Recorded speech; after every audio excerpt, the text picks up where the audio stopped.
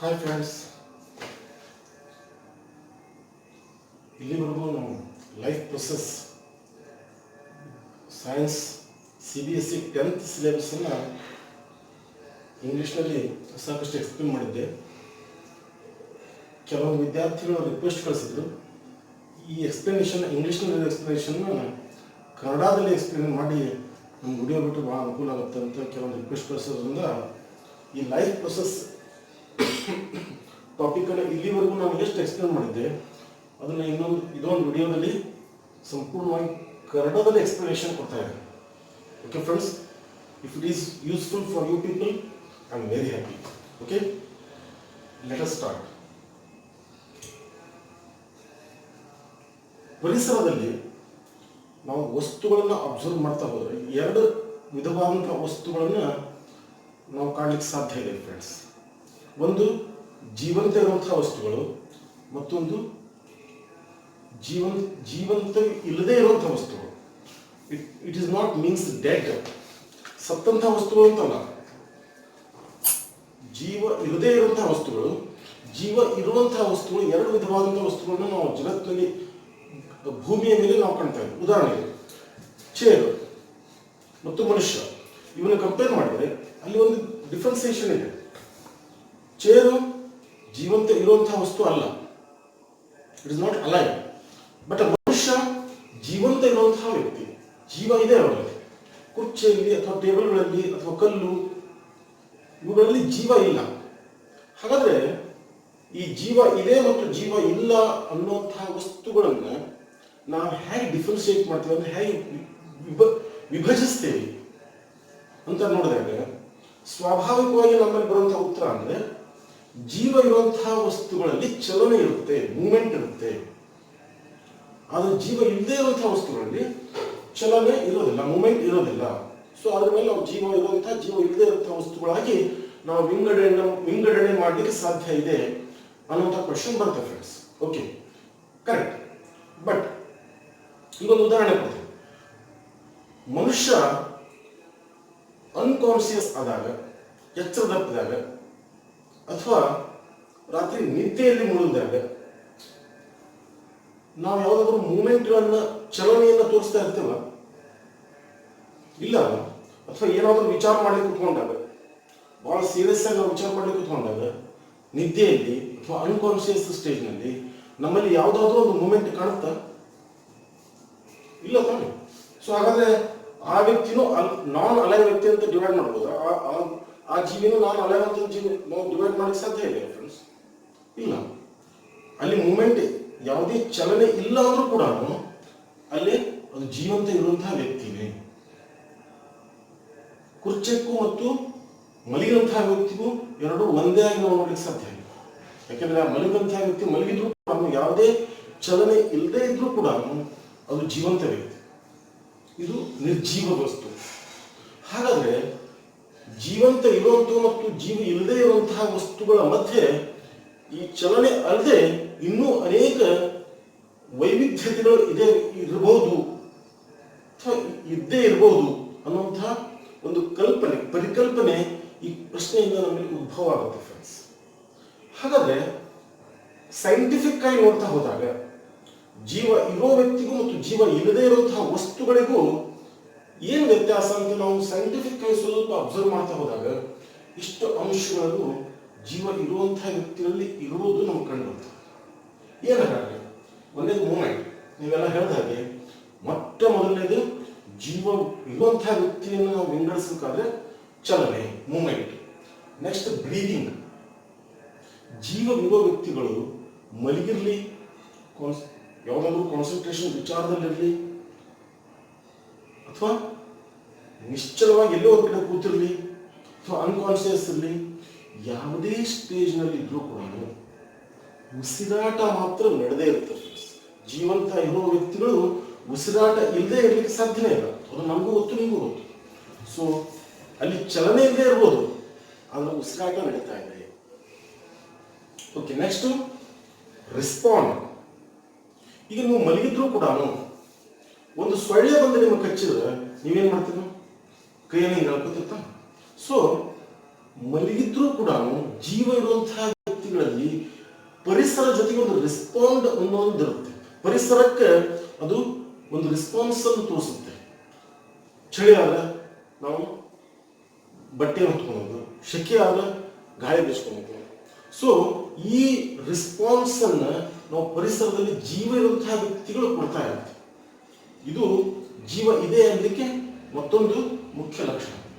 Next eating. ಈಗ ಕುರ್ಚೆ ಎಲ್ಲಾದ್ರೂ ಮಧ್ಯಾಹ್ನ ಊಟ, ಟಿಫಿನ್ ಬೇಕು, ಮಧ್ಯಾಹ್ನ ಊಟ ಬೇಕು, ನನಗೆ ರಾತ್ರಿ ಊಟ ಬೇಕು, ಡಿನ್ನರ್ ಬೇಕು ಅಂತ ನಾನು ಕೇಳುತ್ತಾ?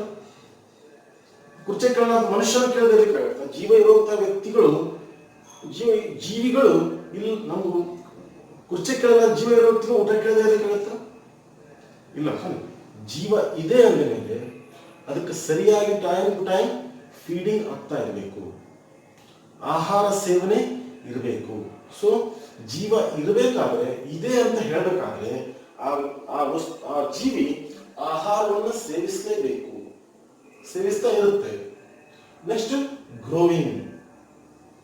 ನೀವು ಅಬ್ಸರ್ವ್ ಮಾಡಿ ಫ್ರೆಂಡ್ಸ್, ಯಾವುದೇ ಜೀವ ಇರುವಂತಹ ವ್ಯಕ್ತಿ ಹುಟ್ಟಿದ ಕೂಡಲೇ ಯಾವ ಸ್ಟೇಜ್ ಅಲ್ಲಿ ಇರುತ್ತೋ ಅದೇ ಸ್ಟೇಜ್ ಅಲ್ಲಿ ಅದು ಮುಂದುವರಿಯೋದಿಲ್ಲ. ಅದರಲ್ಲಿ ಬೆಳವಣಿಗೆಗಳು ಕಾಣುತ್ತೆ, ಅದರ ದೇಹ ರಚನೆಯಲ್ಲಿ ಬೆಳವಣಿಗೆಗಳು ಕಾಣುತ್ತೆ. ದೇಹ ರಚನೆಯಲ್ಲಿ ಸಾಯೋವರೆಗೂ, ಆ ಜೀವಿ ಹುಟ್ಟಿದಾಗಿಂದ ಕೊನೆಯವರೆಗೂ, ಕೊನೆ ಸಾವು ಪಡೆಯುವವರೆಗೂ ಆ ಜೀವಿಯ ದೇಹದಲ್ಲಿ ಬದಲಾವಣೆಗಳು ಕಾಣ್ತಾ ಹೋಗುತ್ತೆ. ಅಂದ್ರೆ ಬೆಳವಣಿಗೆ, ಗ್ರೋವಿಂಗ್, ಆ ಜೀವಿಯ ದೇಹದಲ್ಲಿ ಬದಲಾವಣೆ, ಬೆಳವಣಿಗೆ ಕಾಣ್ತಾ ಹೋಗುತ್ತೆ. ಇದು ಮತ್ತೊಂದು ಜೀವ ಇರುವಂತಹ ವಸ್ತುಗಳಲ್ಲಿ ಮುಖ್ಯ ಲಕ್ಷಣ. Next excrete. ಆಹಾರವನ್ನು ಸೇವನೆ ಮಾಡಿದ ಮೇಲೆ ಮರುದಿವಸ ಹೊರಗೆ ಹೋಗಲೇಬೇಕು ತಾನೆ, ಅದನ್ನ ಅಲ್ಲೇ ಇಟ್ಕೊಂಡು ಕೊಡ್ಲಿಕ್ಕೆ. ಸೊ ಎಕ್ಸ್ಕ್ರೀಷನ್, ಹೊರಗೆ ಹಾಕುವಂತಹ ಪ್ರಕ್ರಿಯೆ ಕೂಡ ಜೀವ ಇರುವಂತಹ ವ್ಯಕ್ತಿಗಳಲ್ಲಿ ಆಗಲೇಬೇಕು. Next reproduction sequence. This is very important in alive organisms. This is very important. Reproduction, ವಂಶೋದ್ಧಾರ, ವಂಶವನ್ನು ಬೆಳೆಸುವಂತಹದ್ದು, ವಂಶವನ್ನು ಬೆಳೆಸುವಂತಹ ಪ್ರಕ್ರಿಯೆ ಜೀವ ಇರುವಂತಹ ಎಲ್ಲಾ ಜೀವಿಗಳಲ್ಲೂ ಸಾಮಾನ್ಯವಾದಂತಹ ಪ್ರಕ್ರಿಯೆ ಮತ್ತು ಅವಶ್ಯಕವಾದಂತಹ ಪ್ರಕ್ರಿಯೆ. ಸೊ ಈ ಎಲ್ಲಾ ಅಂಶಗಳು ಜೀವ ಇದೆ ಅನ್ನಲಿಕ್ಕೆ ನಮಗೆ ನಿದರ್ಶನ. ಹಾಗಾದ್ರೆ ಈಗ ಒಂದು ಕ್ವಶನ್ ನಿಮ್ಮ ಮನಸ್ಸಿನಲ್ಲಿ ಬಂದಿರಬಹುದು. ಈಗ ನಾನು ಹೇಳಿದೆ ಮೂಮೆಂಟ್ ಮತ್ತು ಬ್ರೀದಿಂಗ್. ಮಲಗಿದ್ರು ಕೂಡ ಆ ವ್ಯಕ್ತಿ ಬ್ರೀದಿಂಗ್ ಮಾಡ್ತಾ ಇರುತ್ತೆ. ಸೊ ಬ್ರೀದಿಂಗ್ ಹೇಗಾಗುತ್ತೆ? ಆ ವ್ಯಕ್ತಿ ಉಸಿರನ್ನ ತೆಗೆದುಕೊಳ್ಳೋದು ಬಿಡೋದು ಕೆಲಸ ಮಾಡ್ತಾನೆ ಇರ್ತಾನೆ. ಸೊ ಈವನ್ ಅಲ್ಲಿಯೂ ಕೂಡ ಮೂಮೆಂಟ್ ಅನ್ನೋದು ಇದೇ ಇದೆ. ಮಲಗಿದ್ರು ಕೂಡ ಮೂಮೆಂಟ್ ಇದೆ, ಬಟ್ ಅದು ನಮ್ಮ ಕಣ್ಣಿಗೆ ಸ್ಪಷ್ಟವಾಗಿ ಕಾಣ್ತಾ ಇಲ್ಲ. ಅಂದ್ರೆ ಅಗೋಚರವಾದಂತಹ ಒಂದು ಮೂಮೆಂಟ್ ಜೀವಿಗಳಲ್ಲಿ ಇದ್ದೇ ಇರುತ್ತೆ. ಅದು ಮಲಗಿರಲಿ, ಅನ್ಕಾನ್ಸಿಯಸ್ ಆಗಿರಲಿ, ಅಥವಾ ಏನೋ ಒಂದು ವಿಚಾರದಲ್ಲಿ ಮುಳುಗಿರಲಿ, ಹೇಗೆ ಇದ್ರೂ ಕೂಡ ಅದರಲ್ಲಿ ಒಂದು ಅಗೋಚರವಾದಂತಹ ಚಲನೆ ಇರಲೇಬೇಕು ಫ್ರೆಂಡ್ಸ್.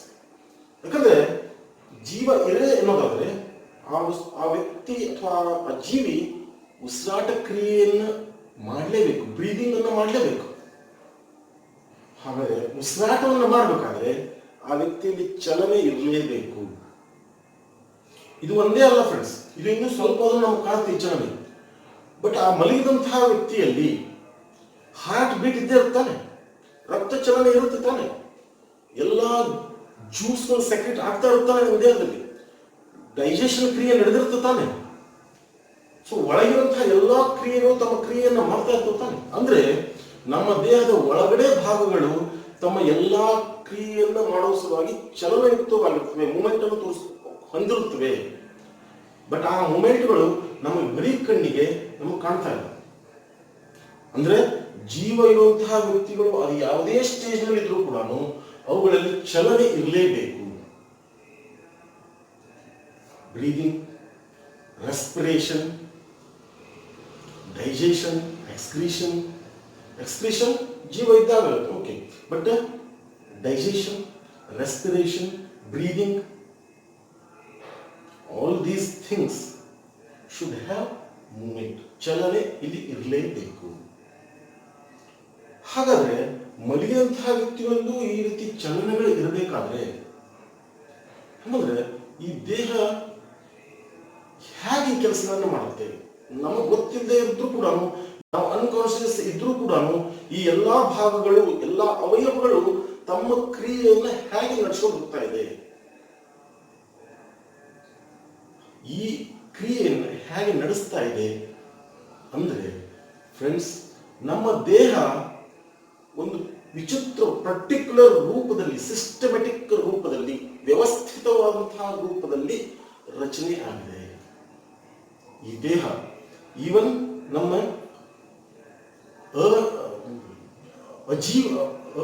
ಅಜೀವಿ ವಸ್ತುಗಳು ಅಂದ್ರೆ ನಿರ್ಜೀವ ವಸ್ತುಗಳು ಕೂಡ ಅದೇ ರೀತಿಯಲ್ಲಿ ಬಿಲ್ಡಪ್ ಆಗಿದೆ. ಜೀವ ಇರುವಂತಹ ವಸ್ತು ಕೂಡ ಒಂದೇ ರೀತಿಯಲ್ಲಿ ಬಿಲ್ಡಪ್ ಆಗಿದೆ. ಆ ಎರಡೂ ವಸ್ತುಗಳ ದೇಹ ರಚನೆ ಒಂದು ರೀತಿಯಲ್ಲಿ ಒಂದೇ ರೀತಿ ಇದೆ ಫ್ರೆಂಡ್ಸ್. ಹಾಗೆ ನೀವೆಲ್ಲ ಫಿಸಿಕ್ಸ್ ನಲ್ಲಿ ನೋಡಿದಿರಿ ಫ್ರೆಂಡ್ಸ್. ಈಗ ಕುರ್ಚಿ ಅಂತ ನೀವು ತಗೊಂಡ್ರೆ ಆ ಕುರ್ಚಿ ಕಟ್ಟಿಗೆಯಿಂದ ಆಗಿದೆ. ಆ ಕಟ್ಟಿಗೆ ಹೇಗಡೆ ಆಯಿತು? ಸೆಲ್ಸ್, ಜೀವಕೋಶ, ಕಣ್ಣಿಗೆ ಕಾಣದಂತಹ ಸೂಕ್ಷ್ಮ ಜೀವಕೋಶಗಳು ಒಟ್ಟಾಗಿ ಆಗಿ ಒಂದು ಕಟ್ಟಿಗೆ ರೆಡಿ ಆಯ್ತು ಫ್ರೆಂಡ್ಸ್. ಅಂದ್ರೆ ಸಣ್ಣ ಜೀವಕೋಶದಿಂದ ದೊಡ್ಡದಾದಂತಹ ಒಂದು ವಸ್ತು ರೆಡಿ ಆಯಿತು. ಸೊ ಜೀವಕೋಶ ಮುಖ್ಯವಾದದ್ದು. Cells are the units of the body. ಆ ದೇಹಕ್ಕೆ ಸೆಲ್ಸ್ ಆರ್ ಯೂನಿಟ್ಸ್. ಫಸ್ಟ್ ರಚನೆ ಆಗುವಂತಹ ಯೂನಿಟ್ಸ್.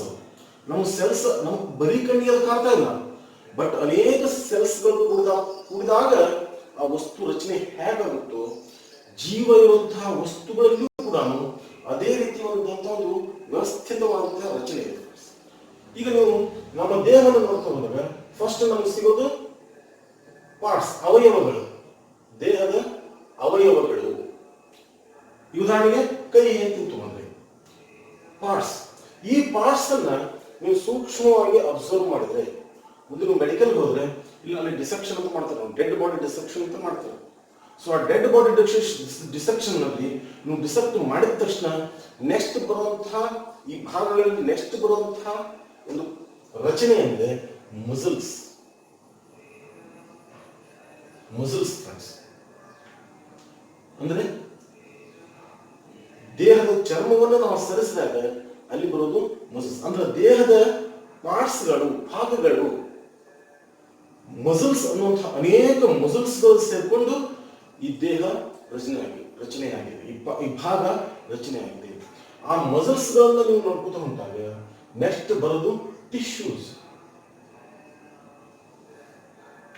ನಾರು ರೂಪದಲ್ಲಿ ಇರುವಂತಹ ಅನೇಕ ಟಿಶ್ಯೂಸ್ಗಳು ಆ ಮಸಲ್ಸ್ ಮಿದುವಾಗಿರುವಂತಹ ಒಂದು ವಸ್ತು.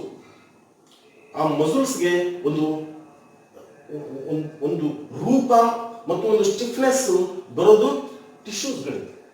ಸೊ ಅನೇಕ ಟಿಶ್ಯೂಸ್ಗಳು ಅದರಲ್ಲಿ ಹಾದು. ಆ ಟಿಶ್ಯೂಸ್ಗಳನ್ನ, ಮಸಲ್ಸ್ಗಳನ್ನ ನೀವು ಡಿಸೆಕ್ಟ್ ಮಾಡ್ತಾ ಹೋದ್ರೆ ನೆಕ್ಸ್ಟ್ ಕಾಣೋದು ಸೆಲ್ಸ್. ಹೇಗೆ ನಿರ್ಜೀವ ವಸ್ತುಗಳು ಸೆಲ್ಸ್ಗಳಿಂದ ರಚನೆ ಆಗಿದೆಯೋ ಹಾಗೆ ನಮ್ಮ ದೇಹದ ಪ್ರತಿಯೊಂದು ಭಾಗವು ಫಸ್ಟ್ ಶುರುವಾಗಿರೋದು ಸೆಲ್ಸ್. ಸೆಲ್ಸ್ ನಮ್ಮ ದೇಹದ ಅತಿ ಮುಖ್ಯವಾದಂತಹ ಒಂದು ಅಂಗ. ಅನೇಕ ಕೋಟಿ ಸೆಲ್ಸ್ಗಳು, ಜೀವಕೋಶಗಳು ಸೇರ್ಕೊಂಡು ಈ ದೇಹ ರಚನೆ ಆಗಿದೆ ಫ್ರೆಂಡ್ಸ್. ಈ ಸೆಲ್ಸ್ಗಳನ್ನು ನೀವು ಡಿಸೆಕ್ಟ್ ಮಾಡ್ತಾ ಹೋದ್ರೆ ಇದರಲ್ಲಿ ಸಿಗೋದು cells ಆರ್ಗನಲ್ಲೇಸ್.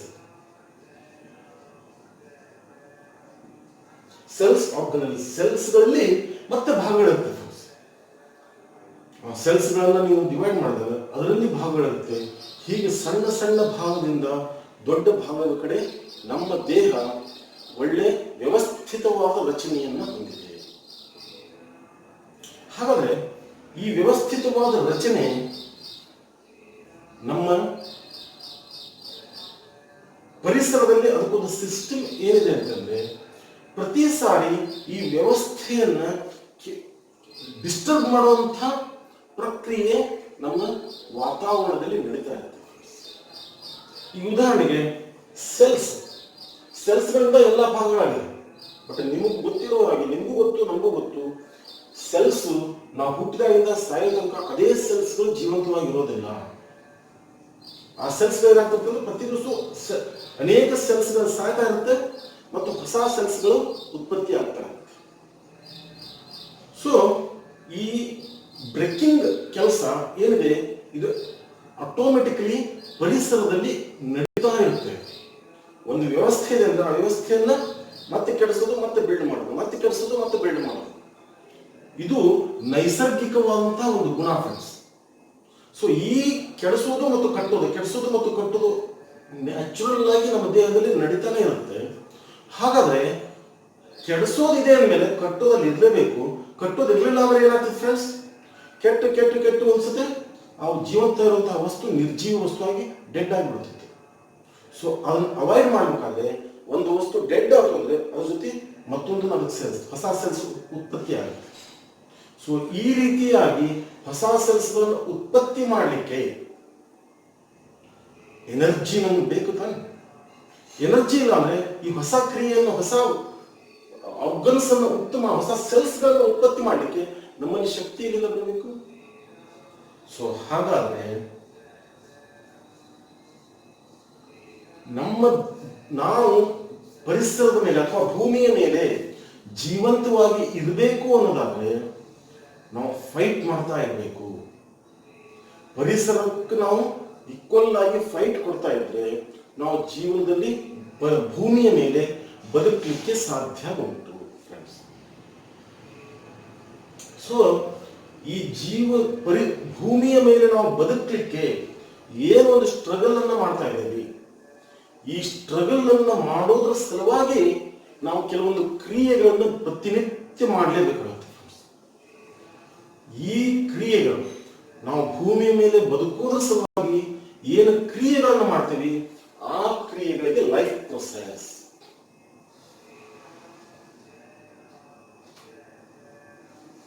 Life process. So, see the definition. The basic functions performed by living organisms to maintain their life on this earth is called life process. Same thing. ನಾನು ಹೇಳಿದ್ದೇನೆ. The basic functions performed by living organisms to maintain their life. ಭೂಮಿಯ ಮೇಲೆ ಜೀವಿ ಇರುವಂತಹ ವಸ್ತು ಜೀವಂತವಾಗಿ ಇರೋದರ ಸಲುವಾಗಿ ಕೆಲವೊಂದು ಅವಶ್ಯಕವಾದಂತಹ ಕ್ರಿಯೆಗಳನ್ನು ಅದು ಮಾಡಲೇಬೇಕು. This is the basic functions. ಅವಶ್ಯಕವಾಗಿರುವಂತಹ ಕ್ರಿಯೆಗಳು to maintain their life on the earth. ಭೂಮಿಯ ಮೇಲೆ ಬದುಕುವುದರ ಸಲುವಾಗಿ ಮಾಡಬೇಕಾದಂತಹ ಅವಶ್ಯಕವಾದಂತಹ ಕ್ರಿಯೆಗಳಿಗೆ ನಾವು ಲೈಫ್ ಪ್ರೊಸೆಸ್. ಹಾಗಾದ್ರೆ ನಾವು ಪ್ರತಿನಿತ್ಯ ಬದುಕಲಿಕ್ಕೆ ಮಾಡುವಂತಹ ಆ ಬೇಸಿಕ್ ಫಂಕ್ಷನ್ಸ್ ಪ್ರೊಸೆಸಸ್ ಯಾವುವು? ಮೇನ್ ಮುಖ್ಯವಾಗಿ 4 ನಾವು ವಿಂಗಡಿಸಬಹುದು ಫ್ರೆಂಡ್ಸ್. Basic friends, nutrition.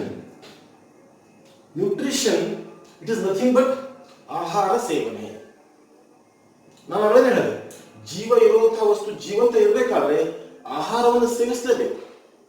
ಆ ಆಹಾರವನ್ನು ಸೇವಿಸಿದಾಗ ನಮಗೆ ದೇಹದಲ್ಲಿ ಶಕ್ತಿ ಬರುತ್ತೆ.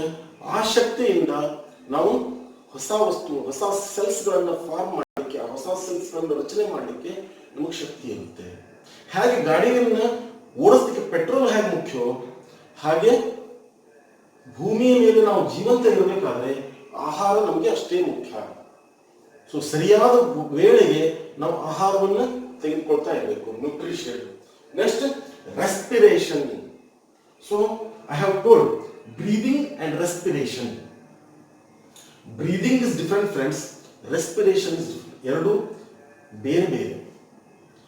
ಏನ್ ಹಾಗಾದ್ರೆ ಬ್ರೀದಿಂಗ್ ಅಂದ್ರೆ ನೀವು ಉಸಿರನ್ನ ಒಳಗೆ ತೆಗೆದುಕೊಂಡು ಹೊರಗೆ ಬಿಟ್ರಿ ಅಂದ್ರೆ this is breathing. But respiration ಇದು ಅಗಾಧವಾದ ಒಂದು ಅರ್ಥವನ್ನು ಹೊಂದಿದೆ ಫ್ರೆಂಡ್ಸ್. ರೆಸ್ಪಿರೇಷನ್ ಅಲ್ಲಿ ಬ್ರೀದಿಂಗ್ ಬರುತ್ತೆ, ಬಟ್ ಬ್ರೀದಿಂಗ್ ಜೊತೆಗೆ ಇನ್ನೂ ಅನೇಕವಾದಂತಹ ಕ್ರಿಯೆಗಳು ರೆಸ್ಪಿರೇಷನ್ ಅಲ್ಲಿ ಬರುತ್ತೆ. ಏನ್ ಹಾಗಾದ್ರೆ ಅಂದ್ರೆ ರೆಸ್ಪಿರೇಷನ್ ಅಂದ್ರೆ ನಾವು ಉಸಿರಾಟವನ್ನು ತಗೊಂಡಾಗ, ಬ್ರೀದಿಂಗ್ ಮಾಡಿದಾಗ ನಾವು ಆಕ್ಸಿಜನ್ ಅನ್ನು ಒಳಗೆ ಕಳಿಸ್ತೇವೆ.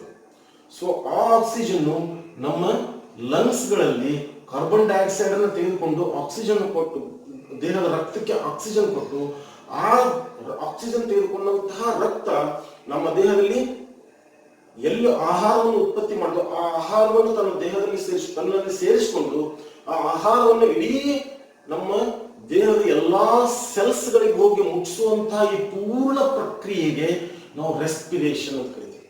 ಪೂರ್ಣ ಆಹಾರವನ್ನು ಕೊಟ್ಟು ಮತ್ತೆ ಹೊಳ್ಳಿ ಲಂಗ್ಸ್ಗೆ ಬಂದು ಅಲ್ಲೆಲ್ಲ ತೀರಿಕೊಂಡಂತಹ ಕಾರ್ಬನ್ ಡೈಆಕ್ಸೈಡ್ ಅನ್ನ ಮತ್ತೆ ಚೇಂಜ್ ಮಾಡಿ ಮತ್ತೆ ಆಕ್ಸಿಜನ್ ಅಂತ ತೆಗೆದುಕೊಂಡು ಮತ್ತೆ ನೆಕ್ಸ್ಟ್ ಸರ್ಕಲ್ಗೆ ಹೋಗುವಂತಹ ಈ ಪೂರ್ಣ ಒಂದು ಸರ್ಕಲ್ಗೆ ಪೂರ್ಣ ಒಂದು ಪ್ರಕ್ರಿಯೆಯನ್ನ ನಾವು ರೆಸ್ಪಿರೇಷನ್ ಅಂತ ಕರಿತೀವಿ. ಸೊ ರೆಸ್ಪಿರೇಷನ್ ನಲ್ಲಿ ಟ್ರಾನ್ಸ್ಪೋರ್ಟೇಷನ್ ಬರುತ್ತೆ. ಟ್ರಾನ್ಸ್ಪೋರ್ಟೇಷನ್ ಅಂದ್ರೆ ಒಂದು ಭಾಗದಿಂದ ನಾವು ತೀರ್ಕೊಂಡಂತ ಆಹಾರವನ್ನ ಎಲ್ಲಾ ಭಾಗಗಳಿಗೂ ಸಪ್ಲೈ ಮಾಡುವಂತಹ ಕ್ರಿಯೆ ಬ್ಲಡ್ ಇದೆ, ರಕ್ತದ್ದು. ಆ ರಕ್ತಕ್ಕೆ ಆಮ್ಲಜನಕವನ್ನು ಕೊಡಿಸುವಂತಹ ಕ್ರಿಯೆ ಬ್ರೀದಿಂಗ್. ಟೋಟಲಿ ಎಲ್ಲಾ ಕ್ರಿಯೆಯನ್ನು ನಾವು ರೆಸ್ಪಿರೇಷನ್ ಅಂತ ಕರಿತೀವಿ. ಒಟ್ಟು ಎಲ್ಲಾ ಜೀವಕೋಶಗಳಿಗೂ ಆಕ್ಸಿಜನ್ ಅನ್ನ ಮತ್ತು ಫುಡ್ ಅನ್ನ ಸಪ್ಲೈ ಮಾಡಿ ಹೊಳ್ಳಿ ಲಂಗ್ಸ್ ಬರುವಂತಹ ಈ ಒಂದು ರಚನೆ ಚಲನೆ ಏನಿರಲ್ಲ ಇದು ಕಂಪ್ಲೀಟ್ ಆಗಿ ರೆಸ್ಪಿರೇಷನ್. ಸೊ ಈ ಪ್ರಕ್ರಿಯೆ ನಾವು ಜೀವಂತವಾಗಿರ್ಲಿಕ್ಕೆ ಆಗ್ಲೇಬೇಕಾಗುತ್ತೆ. ಈ ಉದಾಹರಣೆಗೆ ಒಂದು ಫ್ಯಾಕ್ಟರಿಯಿಂದ ನಾವು ಆಹಾರವನ್ನು ರೆಡಿ ಮಾಡಿ ಬಂದ್ರೆ ಆ ಫ್ಯಾಕ್ಟರಿಯಿಂದ ಆಹಾರವು ಇಡೀ ನಮ್ಮ ದೇಶಕ್ಕೆ ಇಡೀ ನಮ್ಮ ಭಾಗಗಳಿಗೆಲ್ಲ ಸಪ್ಲೈ ಆಗುತ್ತಾನೆ. ಅದಕ್ಕೆ ವೆಹಿಕಲ್ಸ್ ಬೇಕಾನೆ.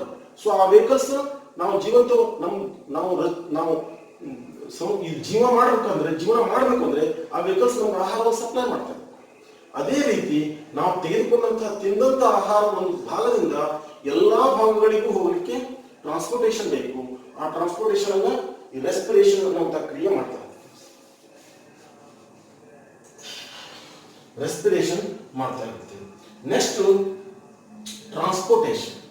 ಸೊ ಅದೇ ಒಂದು ಇದರಲ್ಲಿ ಬೇರೆ ದೇಹದ ಆಹಾರವನ್ನು ಟ್ರಾನ್ಸ್ಪೋರ್ಟ್ ಮಾಡುವುದೇ ಅಲ್ಲ, ಅಲ್ಲಿಂದ ಅನವಶ್ಯಕ ವಸ್ತುಗಳನ್ನು ತೆಗೆದುಕೊಂಡು ಎಕ್ಸ್ಕ್ರೀಟರಿ ಆರ್ಗನ್ಸ್ ಕೊಡುವಂತಹ ಕ್ರಿಯೆ ಕೂಡ ರಕ್ತ ಮಾಡ್ತಾ ಇರುತ್ತೆ. ಸೊ ಈ ಎಲ್ಲಾ ಟ್ರಾನ್ಸ್ಪೋರ್ಟೇಷನ್ ಮತ್ತು ಡೆಡ್ ಸೆಲ್ಸ್ ಗಳನ್ನ ತೆಗೆದುಕೊಂಡು ಹೊರಗೆ ಹಾಕೋದು, ಈ ಎಲ್ಲಾ ಟ್ರಾನ್ಸ್ಪೋರ್ಟೇಷನ್ ಕ್ರಿಯೆಯನ್ನು ಬ್ಲಡ್ ಮಾಡ್ತಾ ಇರುತ್ತೆ. ಸೊ ಆ transportation is necessary and excretion. ತೆಗೆದುಕೊಂಡಂತಹ ಆಹಾರವನ್ನು ಜೀರ್ಣ ಆದ್ಮೇಲೆ ಅದರಲ್ಲಿ ಅವಶ್ಯಕವಾದಂತಹ ವಿಟಮಿನ್ಸ್ ಅನ್ನ ಮಿನರಲ್ಸ್ ಅನ್ನ ಎಲ್ಲಾ ತೆಗೆದುಕೊಂಡು ಅನವಶ್ಯಕವಾದಂತಹ ವಸ್ತುವನ್ನು ಹೊರಗೆ ಹಾಕುವಂತಹ ಕ್ರಿಯೆಗೆ ಎಕ್ಸ್ಕ್ರೀಷನ್ ಅಂತ. ತಿಂದಷ್ಟು ಒಳಗಿಕೊಳ್ಳಿಕ್ಕಾಗಲ್ಲ, ಅನವಶ್ಯಕವಾಗಿದ್ದು ಹೊರಗೆ ಹಾಕಲೇಬೇಕು. ಸೊ ಈ ರೀತಿ ಅನವಶ್ಯಕವಾಗಿದ್ದಂತಹ ವಸ್ತುಗಳನ್ನ ನಮ್ಮ ದೇಹದಿಂದ ಹೊರಗೆ ಹಾಕುವಂತಹ ಕ್ರಿಯೆಗಳು ಎಕ್ಸ್ಕ್ರೀಷನ್.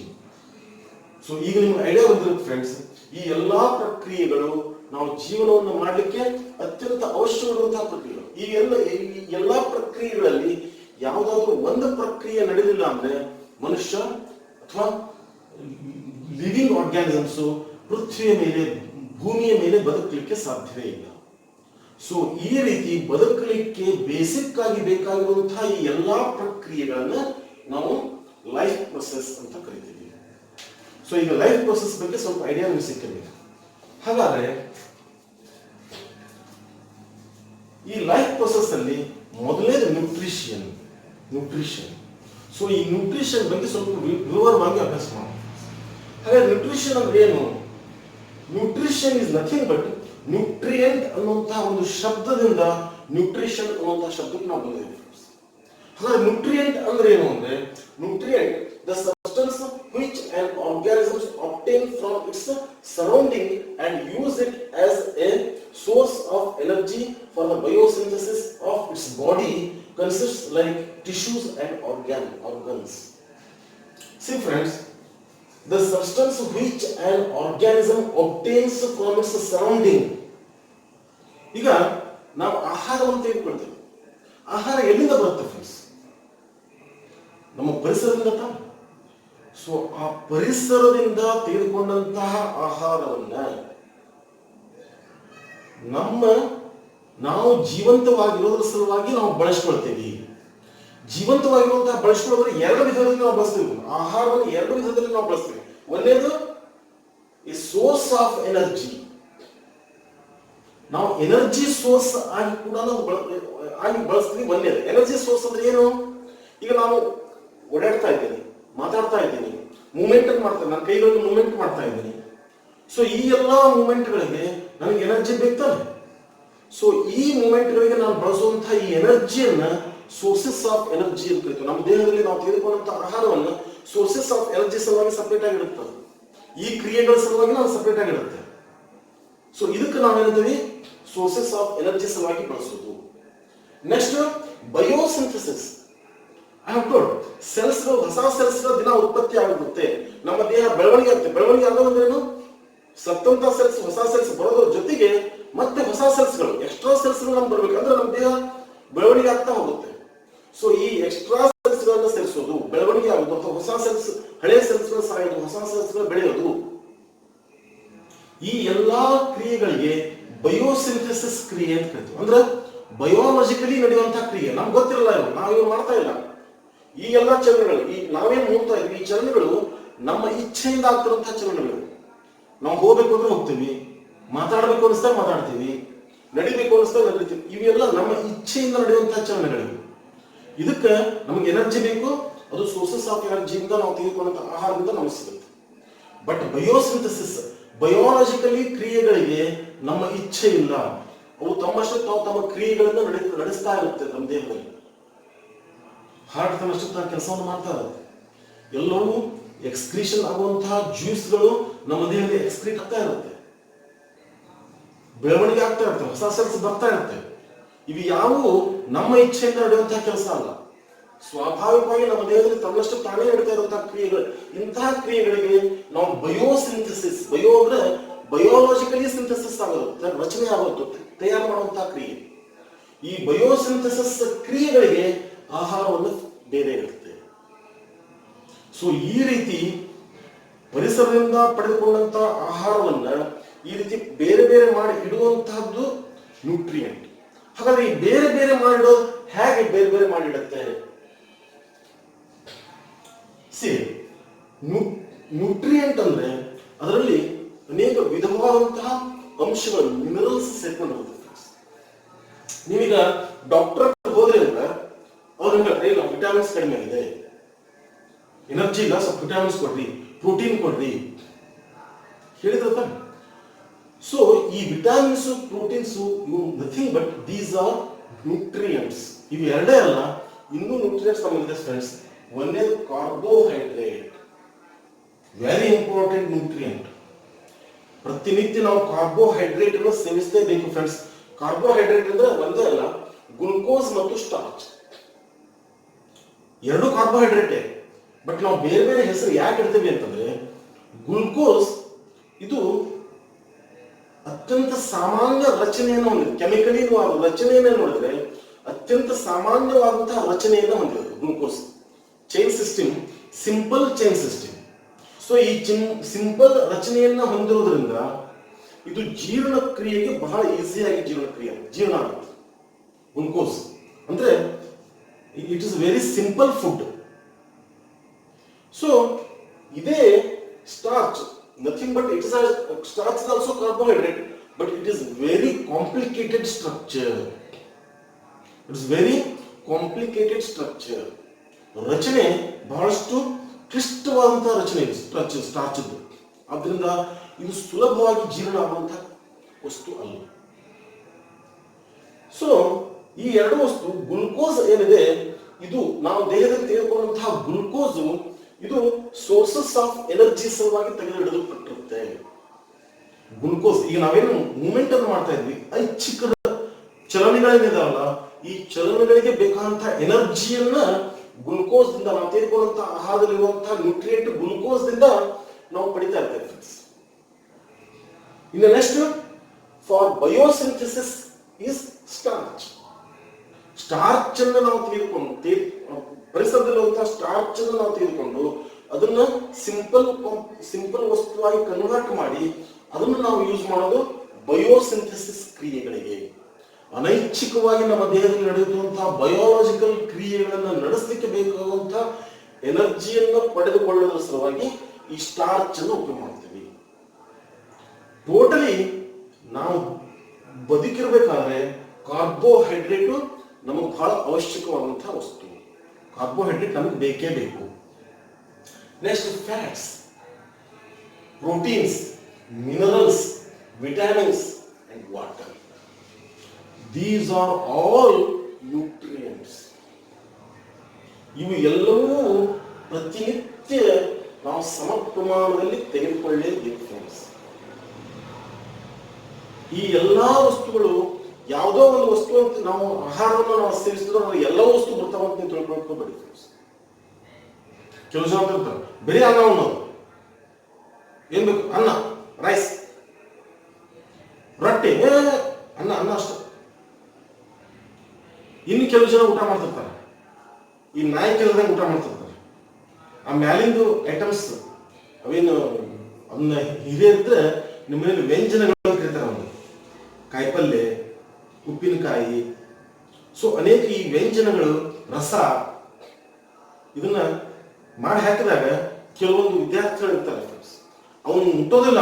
ಅದನ್ನ ಮುಟ್ಟಿದ್ರೆ ಅವ್ರಿಗೆ ಅವ್ರ ದೇಹದಲ್ಲಿ ಎಫೆಕ್ಟ್ ಆಗುತ್ತೆ.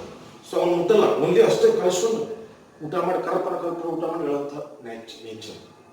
ಸೊ ಆ ಎಲ್ಲ ವ್ಯಂಜನಗಳಂತ ಏನು ಹಿರಿಯರು ಕರಿತಾ ಇದ್ರು, ಆ ವ್ಯಂಜನಗಳಲ್ಲಿ ಈ ಎಲ್ಲ ಮಿನರಲ್ಸ್ ಅಡಗಿರುತ್ತೆ. ನೀವು ಅನ್ನವನ್ನು ತೆಗೆದುಕೊಂಡಾಗ, ರೈಸ್ ಅನ್ನ ಮಾತ್ರ ಸೇವಿಸಿದ್ರೆ ಕಾರ್ಬೋಹೈಡ್ರೇಟ್ ಮಾತ್ರ ನಿಮಗೆ ಸಿಗುತ್ತೆ ಫ್ರೆಂಡ್ಸ್. ಆದರೆ ಫ್ಯಾಟ್ಸು, ಪ್ರೋಟೀನ್ಸು, ಮಿನರಲ್ಸು, ವಿಟಾಮಿನ್ಸು ಈ ಎಲ್ಲವೂ ಬೇಕು ಅಂದ್ರೆ ಆ ವ್ಯಂಜನಗಳನ್ನ ನಾವು ತಿನ್ನಲೇಬೇಕು. ಅದಕ್ಕೆ ಹಿರಿಯರು ಅಂತಿದ್ರು, ಕಾಯಿಪಲ್ಯ ತಿನ್ರಿ, ಕಾಯಿಪಲ್ಯ ಬಾಡಿಸ್ಕೊಡ್ರಿ, ಉಪ್ಪಿನಕಾಯಿ ಬಾಡಿಸ್ಕೊಡ್ರಿ, ರಸ ತಿನ್ರಿ. ಪ್ರತಿಯೊಂದು ನಮ್ಮ ದೇಹದ ಪ್ರಕ್ರಿಯೆಗೆ, ಲೈಫ್ ಪ್ರೊಸೆಸ್ ಅನ್ನ ನಡೆಸಲಿಕ್ಕೆ ಈ ಎಲ್ಲ ವಿಟಾಮಿನ್ಸ್, ಈ ಎಲ್ಲ ನ್ಯೂಟ್ರಿಯೆಂಟ್ಸು ಪ್ರತಿನಿತ್ಯ ನಾವು ಸಮ ಪ್ರಮಾಣದಲ್ಲಿ ಸೇವಿಸಲೇಬೇಕು. ಅಂದಾಗ ಮಾತ್ರ ಆ ವ್ಯಕ್ತಿ ಆರೋಗ್ಯವಂತನಾಗಿ ಬೆಳಲಿಕ್ಕೆ ಸಾಧ್ಯ, ಆರೋಗ್ಯವಂತನಾಗಿ ಕಾಣಲಿಕ್ಕೆ ಸಾಧ್ಯ. ಕೆಲವು ವಿದ್ಯಾರ್ಥಿಗಳನ್ನು ನೋಡುತ್ತೇವೆ, ಎಷ್ಟು ಹೆಲ್ದಿ ಆಗಿದ್ದಾವೆ ನಾವು ಅಂತ. ಇನ್ನು ಕೆಲವೊಂದು ಇರ್ತಾವ, ಇಲ್ರಿ ಅವ್ರಿಗೇನ ಮಾಡ್ಲೇಬೇಡ. ಇದು ಯಾಕೆ ಹೇಳ್ತೀವಿ ಫ್ರೆಂಡ್ಸ್? ಯಾಕೆ ಅಂದ್ರೆ ಸರಿಯಾದ ವಿಟಾಮಿನ್ಸ್ಗಳನ್ನ, ಸರಿಯಾದ ನ್ಯೂಟ್ರಿಯೆಂಟ್ಸ್ಗಳನ್ನ ನಮ್ಮ ದೇಹಕ್ಕೆ ಎಷ್ಟು ಪ್ರಮಾಣದಲ್ಲಿ ಬೇಕು ಅಷ್ಟು ಪ್ರಮಾಣದಲ್ಲಿ ಆ ವ್ಯಕ್ತಿ ತಗೊಳ್ತಾ ಇಲ್ಲ. ಹೇಳಿದ್ರೆ ಅನ್ನ ಅಷ್ಟೇ ಉಣ್ಣೋದು, ಅವೆಲ್ಲ ಮುಟ್ಟಂಗಿಲ್ಲ, ಹಾಕ್ಬಿಡ. ಈ ನೇಚರ್ಗಳಿಂದ ನಾವು ನಮ್ಮ ಪ್ರಕ್ರಿಯೆ ಹೆಲ್ದಿ ಆಗಿರ್ಬೇಕು ಅಂದ್ರೆ ಎಲ್ಲಾ ನ್ಯೂಟ್ರಿಯೆಂಟ್ಸ್ ನಾವು ಸೇವಿಸಲೇಬೇಕು. ಅದು ನಾವು ಸೇರದೇ ಇರಲಿ, ತಿನ್ನಬೇಕು. ಆ ನ್ಯೂಟ್ರಿಯೆಂಟ್ಸ್ ನಮ್ಗೆ ಬೇಕು. ನಿಮಗೆ ಬೇಡ ಆಗಿರ್ಬೋದು, ನಿಮ್ಮ ನ್ಯಾಲ್ಗಿಗೆ ಅದು ಬೇಡ ಆಗಿರ್ಬೋದು, ಬಟ್ ನಿಮ್ಮ ಒಳಗಿರುವಂತಹ ರಚನೆಗಳಿಗೆ, ದೇಹ ರಚನೆಗಳಿಗೆ, ದೇಹದ ಪಾರ್ಟ್ಸ್ಗಳಿಗೆ ಅವು ಬೇಕು. ಹಾಗಾದ್ರೆ ಅದರಲ್ಲಿ ಯಾವ ಆಹಾರವನ್ನು ನಾವು ಸೇವಿಸಬೇಕು? ಸಿ ಫ್ರೆಂಡ್ಸ್, ಈ ಆಹಾರಗಳಲ್ಲಿ ಯಾವ ಆಹಾರಗಳಲ್ಲಿ ಪ್ರೋಟೀನ್ಸ್ ಇರುತ್ತೆ, ಯಾವ ಆಹಾರಗಳಲ್ಲಿ ಮಿನರಲ್ಸ್ ಇರುತ್ತೆ, ಯಾವ ಆಹಾರಗಳಲ್ಲಿ ಕಾರ್ಬೋಹೈಡ್ರೇಟ್ಸ್ ಇರುತ್ತೆ, ಅದಕ್ಕೆ ಉದಾಹರಣೆ ಇದೆ ಫ್ರೆಂಡ್ಸ್. ಈ ಎಲ್ಲಾ ಪ್ರತಿಯೊಂದು ಆಹಾರವನ್ನ, ಹಣ್ಣು ಹಂಪಲುಗಳು, ಕಾಯಿಪಲ್ಯಗಳು, ಹಸಿ ಕಾಯಿಪಲ್ಯಗಳು, ಹಸಿರು ಕಾಯಿಪಲ್ಯಗಳು, ಜೊತೆಗೆ ನೀರು ಕೂಡ ಅಷ್ಟೇ ಮುಖ್ಯ ಫ್ರೆಂಡ್ಸ್. ಕೆಲವು ಜನ ಹೇಳ್ತಾರೆ ನೀರಂದ್ರೆ ಬೇಡ, ಅವ್ರು ನೀರೇ ಕುಡಿತಿರಲ್ಲ. ಮನೆಯಲ್ಲಿ ತಂದೆ ತಾಯಿಗಳು ಫೋರ್ಸ್ ಮಾಡ್ತಾ ಇರ್ತಾರೆ, ನೀರು ಕುಡಿ ಅಂತ. ಅವ್ರು ಅರ್ಧ ಲೋಟ, ಇಡೀ ದಿವಸಕ್ಕೆ ಅರ್ಧ ಲೋಟ ನೀರು ಕುಡಿಬೇಕಾದ್ರೆ ಫಿನಿಶ್. ಬಟ್ ತಪ್ಪು. ನೀರು ಕೂಡ ನಮ್ಗೆ ಅಷ್ಟೇ ಪ್ರಮಾಣದಲ್ಲಿ ನಾವು ಸೇವಿಸ್ತಾ ಇರಬೇಕು. ಎಲ್ಲಾ ಆಹಾರಗಳನ್ನು ನಾವು ಪ್ರತಿನಿತ್ಯ ನಮ್ಮ ಊಟದಲ್ಲಿ ನಾವು ಸೇವಿಸಲೇಬೇಕು. ಅದು ನಮಗೆ ಬೇಕಾಗಿರ್ಲಿ ಬೇಡಾಗಿರ್ಲಿ, ಅದು ಮಹತ್ವ ಅಲ್ಲ ಫ್ರೆಂಡ್ಸ್. ನಿಮ್ಮ ನ್ಯಾಲಿಗೆ ಬೇಡಾಗಿದ್ರು ಕೂಡ ನಿಮ್ಮ ದೇಹಕ್ಕೆ ಅದು ಬೇಕು. ನೆಕ್ಸ್ಟ್, ಸೊ ಇದು ಹಾಲು, ಜ್ಯೂಸು, ಹಣ್ಣುಗಳು, ಬ್ರೆಡ್. ಈ ಬ್ರೆಡ್ ನಿಂದ ನಮಗೆ ಕಾರ್ಬೋಹೈಡ್ರೇಟ್ಸ್ ಸಿಗುತ್ತೆ. ಬ್ರೆಡ್ ಅನ್ನದಿಂದ ಕಾರ್ಬೋಹೈಡ್ರೇಟ್ಸ್ ಸಿಗುತ್ತೆ. ಸೊ ಬ್ರೆಡ್ಡೇ ತಿನ್ಬೇಕು ಅಂತಲ್ಲ. ನೀವು ಮತ್ತೆ ಸಾಯಂಕಾಲ ನಮ್ಗೆ ಬ್ರೆಡ್ ತಂದ್ಕೊಡ್ರಿ, ನಾಟ್ ನೆಸೆಸರಿ. ಆಹಾರ, ಅನ್ನವನ್ನು ತೆಗೆದುಕೊಂಡ್ರು ಕಾರ್ಬೋಹೈಡ್ರೇಟ್ಸ್ ಸಿಗುತ್ತೆ. ತುಪ್ಪ, ಕೆಲವು ಜನರು ತಲೆಯಲ್ಲಿ ಉಳ್ಕೊಂಡ್ಬಿಟ್ಟಿರುತ್ತೆ, ತುಪ್ಪ ತಿನ್ನೋದು ದಪ್ಪ ಆಗ್ತೀವಿ. ಒಂದು ಮಾತು ಹೇಳ್ತೀನಿ ಫ್ರೆಂಡ್ಸ್, ನಾವು ದಪ್ಪ ಆಗ್ತೀವಿ ಅನ್ನೋದ್ರ ಸಲುವಾಗಿ ಯಾವುದೇ ಆಹಾರವನ್ನು ಡಯಟ್ ಮಾಡುವಂತಹದ್ದು ಒಳ್ಳೇದಲ್ಲ. ಡಯಟ್ ಅಂದ್ರೆ ಆಹಾರವನ್ನು ಸೇವಿಸದೇನೆ ಇರೋದು ಅನ್ನುವಂತಹ ತಪ್ಪು ಕಲ್ಪನೆ ನಮ್ಮಲ್ಲಿ ಬೆಳ್ಕೊಂಡು ಬಂದ್ಬಿಟ್ಟಿದೆ. ಇದು ಆಹಾರವನ್ನು ಅಷ್ಟೇ ಸ್ವಲ್ಪ ಸೇವಿಸ್ತಾ ಇದ್ರೆ ಅದು ಡಯಟ್. ಇದು ಡಯಟ್ ಅಲ್ಲ. ಡಯಟ್ ಅಂದ್ರೆ ಏನು ಅಂದ್ರೆ, ಈಗ ಒಂದು ಉದಾಹರಣೆ ಕೊಡ್ತೀನಿ. ಒಂದು ಬ್ಯಾಂಕಿನ ಅಕೌಂಟ್ ತಗೋಬೇಕು, ಒಂದು ಎಸ್ ಬಿ ಅಕೌಂಟ್ ಇದೆ ಅಂತ ತಿಳ್ಕೊಳ್ಳಿ. ಆ ಎಸ್ ಬಿ ಅಕೌಂಟ್ ಅಲ್ಲಿ ನೀವು ಜಮಾ ಮಾಡ್ತಾ ಹೋದ್ರೆ ಏನಾಗುತ್ತೆ, ಬ್ಯಾಲೆನ್ಸ್ ಬೆಳೀತಾ ಹೋಗುತ್ತೆ, ಗೊತ್ತಾಗ. ಖರ್ಚು ಮಾಡ್ತಾ ಹೋದ್ರೆ ಬ್ಯಾಲೆನ್ಸ್ ಕಡಿಮೆ ಆಗ್ತಾ ಹೋಗುತ್ತೆ. ನಾವು ಜಮಾ ಮಾಡೋದಕ್ಕಿಂತ ಖರ್ಚು ಕಡಿಮೆ ಆದ್ರೆ ಏನಾಗುತ್ತೆ, ಬ್ಯಾಲೆನ್ಸ್ ಹೆಚ್ಚು ಉಳಿತಾ ಹೋಗುತ್ತೆ ಅಕೌಂಟ್ ಅಲ್ಲಿ. ಬೈ ಚಾನ್ಸ್ ನಾವು ಜಮಾ ಮಾಡೋದು 2,000, ಖರ್ಚು ಮಾಡೋದು 3,000 ಆದ್ರೆ ಏನಾಗುತ್ತೆ, ಅದರಲ್ಲಿ ಕಡಿಮೆ ಆಗ್ತಾ ಹೋಗುತ್ತೆ. ಅಂದ್ರೆ ಆ ಬ್ಯಾಲೆನ್ಸ್ ಅಲ್ಲಿ ಕಡಿಮೆ ಆಗ್ತಾ ಹೋಗುತ್ತೆ, ಒಂದು ದಿವಸಕ್ಕೆ ನಿಲ್ಲಾಗುತ್ತೆ, ಜೀರೋ ಆಗುತ್ತೆ. ಅದೇ 2,000 ಜಮಾ ಆಗ್ತಿತ್ತು, 2,000 ಖರ್ಚಾಗ್ತಿತ್ತು ಅಂದ್ರೆ ಅದ್ರ ಅಕೌಂಟ್ ಹೇಗಿರುತ್ತೆ, ಮೊದಲು ನೀವು ಒಂದು 500 ರೂಪಾಯಿ ಕೊಟ್ಟು ಅಕೌಂಟ್ ಓಪನ್ ಮಾಡಿದ್ರಿ ಅಂದ್ರೆ ಒಂದು ದಿವಸ 2,000 ಜಮಾ ಹಚ್ಚಿದ್ರಿ, 2 ದಿವಸ ಬಿಟ್ಟು 2,000 ತಗೊಂಡು ಬ್ಯಾಲೆನ್ಸ್ ಏನಿರುತ್ತೆ, 500 ಇರುತ್ತೆ. ಸೊ ಜಮಾ ಮತ್ತು ಖರ್ಚು ಈಕ್ವಲ್ ಆಗ್ತಾ ಇದ್ರೆ ಆ ಬ್ಯಾಲೆನ್ಸ್ ಕರೆಕ್ಟ್ ಆಗಿ ಮೇಂಟೈನ್ ಆಗ್ತಾ ಇರುತ್ತೆ. ಇದೇ ನಮ್ಮ ನಿರ್ಜೀವನಕ್ಕೂ ಹೊಂದೋದು ಫ್ರೆಂಡ್ಸ್. ನೀವು ತೆಗೆದುಕೊಳ್ಳುವಂತಹ ಆಹಾರ ಪ್ರತಿನಿತ್ಯ ನಿಮ್ಗೆ ಖರ್ಚಾಗ್ತಾ ಇರಬೇಕು. ಎಷ್ಟು ತಗೋತೀರಿ ಅಷ್ಟು ಖರ್ಚಾಗ್ತಾ ಇದ್ರೆ ನಿಮ್ಮ ದೇಹದಲ್ಲಿ ಫ್ಯಾಟ್ನೆಸ್ ಬರಲ್ಲ, ಬೊಜ್ಜು ಬರ್ಲಿಕ್ಕೆ ಸಾಧ್ಯನೇ ಇಲ್ಲ. ತೆಗೆದುಕೊಳ್ಳುವಂತಹದ್ದು ಪ್ರಮಾಣ ಖರ್ಚಾಗ್ತದೆ. ಹಾಗಾದ್ರೆ ಖರ್ಚಾಗಲಿಕ್ಕೆ ಏನ್ ಮಾಡಬೇಕು, ಕೆಲಸ ಮಾಡಬೇಕು, ವರ್ಕ್ ಮಾಡಬೇಕು. ಸೊ ವರ್ಕ್ ಅಂತಂದ್ರೆ ಪ್ರತಿನಿತ್ಯ ಜಿಮ್ಗೆ ಹೋಗೋದು, ಕುಣಿಯೋದು, ಓಡೋದು ಇದೇ ಬೇಕು ಅಂತಿಲ್ಲ ಫ್ರೆಂಡ್ಸ್. ಹಿಂದಿನ ಕಾಲದಲ್ಲಿ ರೈತರಿದ್ರು, ಅವ್ರು ಎಲ್ಲಾದ್ರೂ ಜಿಮ್ಗೆ ಹೋಗಿ ಬರ್ತಿದ್ರ, ಯಾರು ರನ್ನಿಂಗ್ ಹೋಗ್ಬರ್ತಿದ್ರು, ಶೂಸ್ ಹಾಕೊಂಡು ಟ್ರ್ಯಾಕ್ ಶೂಸ್ ಹಾಕೊಂಡು ರನ್ನಿಂಗ್ ಹೋಗ್ತಿದ್ರ? ಇಲ್ಲ. ಸಾಕಷ್ಟು ಹೊಲದಲ್ಲಿ ಕೆಲಸಗಳನ್ನ ಮಾಡದೆ ಅವ್ರಿಗೆ ಎಕ್ಸರ್ಸೈಸ್ ಆಗ್ತಿತ್ತು ಫ್ರೆಂಡ್ಸ್. ಅದರರ್ಥ ನೀವು ಸ್ಕೂಲ್ ಬಿಟ್ಟು ಹೊಲಕ್ಕೆ ಹೋಗ್ರಿ ಅಂತಲ್ಲ. ನಿಮ್ಮ ಜೀವನದಲ್ಲಿ ನೀವು ಕೂಡ ನಿಮ್ಮ ನಿತ್ಯ ಜೀವನದಲ್ಲಿ ಬೇಕಾಗಿರುವಂತಹ ಎಕ್ಸರ್ಸೈಸ್ ಅನ್ನ ಸಾಮಾನ್ಯವಾಗಿ ನೀವು ಮಾಡಬಹುದು ಫ್ರೆಂಡ್ಸ್. ಹೇಗೆ? ನಿಮ್ಮ ಬಟ್ಟೆಗಳನ್ನ ನೀವೇ ಸ್ವಚ್ಛ ಮಾಡ್ಕೊಳ್ಳೋದು, ಇಂಡಿಯನ್ ಟಾಯ್ಲೆಟ್ಸ್ ಗಳನ್ನ ಬಳಸೋದು, ನಿಮ್ಮ ರೂಮ್ ಅನ್ನು ನೀವೇ ಕಸ ಹೊಡೆದು ಒರೆಸೋದು, ಪ್ರತಿನಿತ್ಯ ಸ್ಕೂಲ್ಗೆ ನಡೀತಾ ಹೋಗೋದು. ಎಲ್ಲಾದ್ರೂ ನಿಮ್ಮ ಸ್ಕೂಲ್ನಲ್ಲಿ ಮೆಟ್ಲ ಹಾಕಬೇಕಾಗಿದ್ರೆ ಮೆಟ್ಲವನ್ನು ಕಾಲಿಂದ ತುಳಿದ ಮೆಟ್ಲವನ್ನು ಹತ್ತೋದು, ವಾಹನಗಳನ್ನು ಬಳಸದೇ ಇರೋದು, ಈ ಎಲ್ಲಾ ಕ್ರಿಯೆಗಳನ್ನ ಮಾಡಿದ್ರೆ ಸಾಕು ನಿಮ್ಗೆ ಎಕ್ಸರ್ಸೈಸ್ ಆಗುತ್ತೆ ಫ್ರೆಂಡ್ಸ್. ಈ ಎಕ್ಸರ್ಸೈಸ್ ಇಂದ ನೀವು ತೆಗೆದುಕೊಳ್ಳುವಂತ ಆಹಾರ ಖರ್ಚಾಗುತ್ತೆ, ಸೊ ಬೊಜ್ಜು ಬರೋ ಚಾನ್ಸಸ್ ಇಲ್ಲ. ಸೊ ಇದು ಒಂದು. ಸೊ ನೀವು ಹೊಟ್ಟೆ ಹಸಿದಾಗ ಯಾವ ಆಹಾರಗಳನ್ನ ಸೇವಿಸಬೇಕು, ಹೊಟ್ಟೆ ತುಂಬುವವರೆಗೂ ಎಲ್ಲಾ ಆಹಾರವನ್ನ ಫ್ರೀಯಾಗಿ ಸೇವಿಸಬೇಕು ಫ್ರೆಂಡ್ಸ್.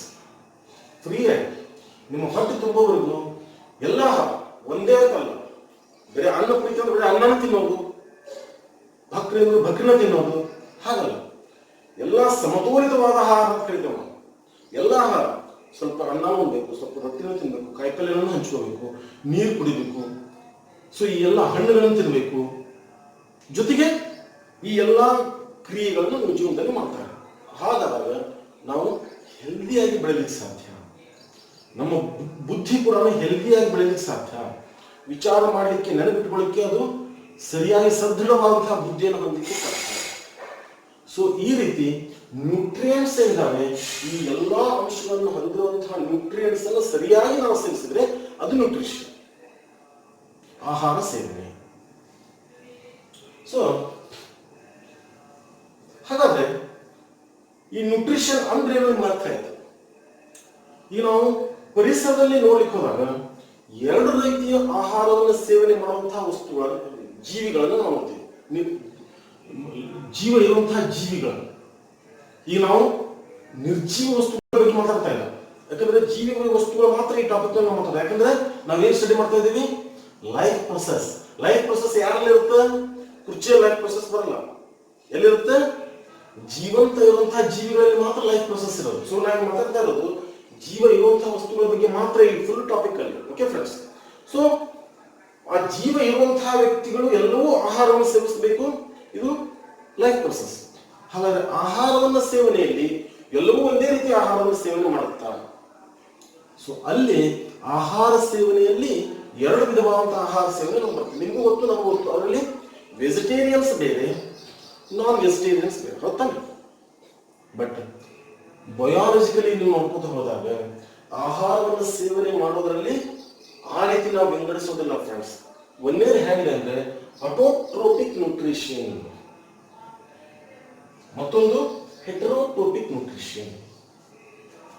ಸೊ ಈಗ ನೀವು ಫ್ರೆಂಡ್ಸ್ ನೀವು ನೋಡಿದ್ರೆ ಗಿಡ ಮರಗಳು ಇವು ಜೀವ ಇರೋ ವಸ್ತುಗಳು ಅಥವಾ ಜೀವ ಇಲ್ಲದೆ ಇರೋ ವಸ್ತು?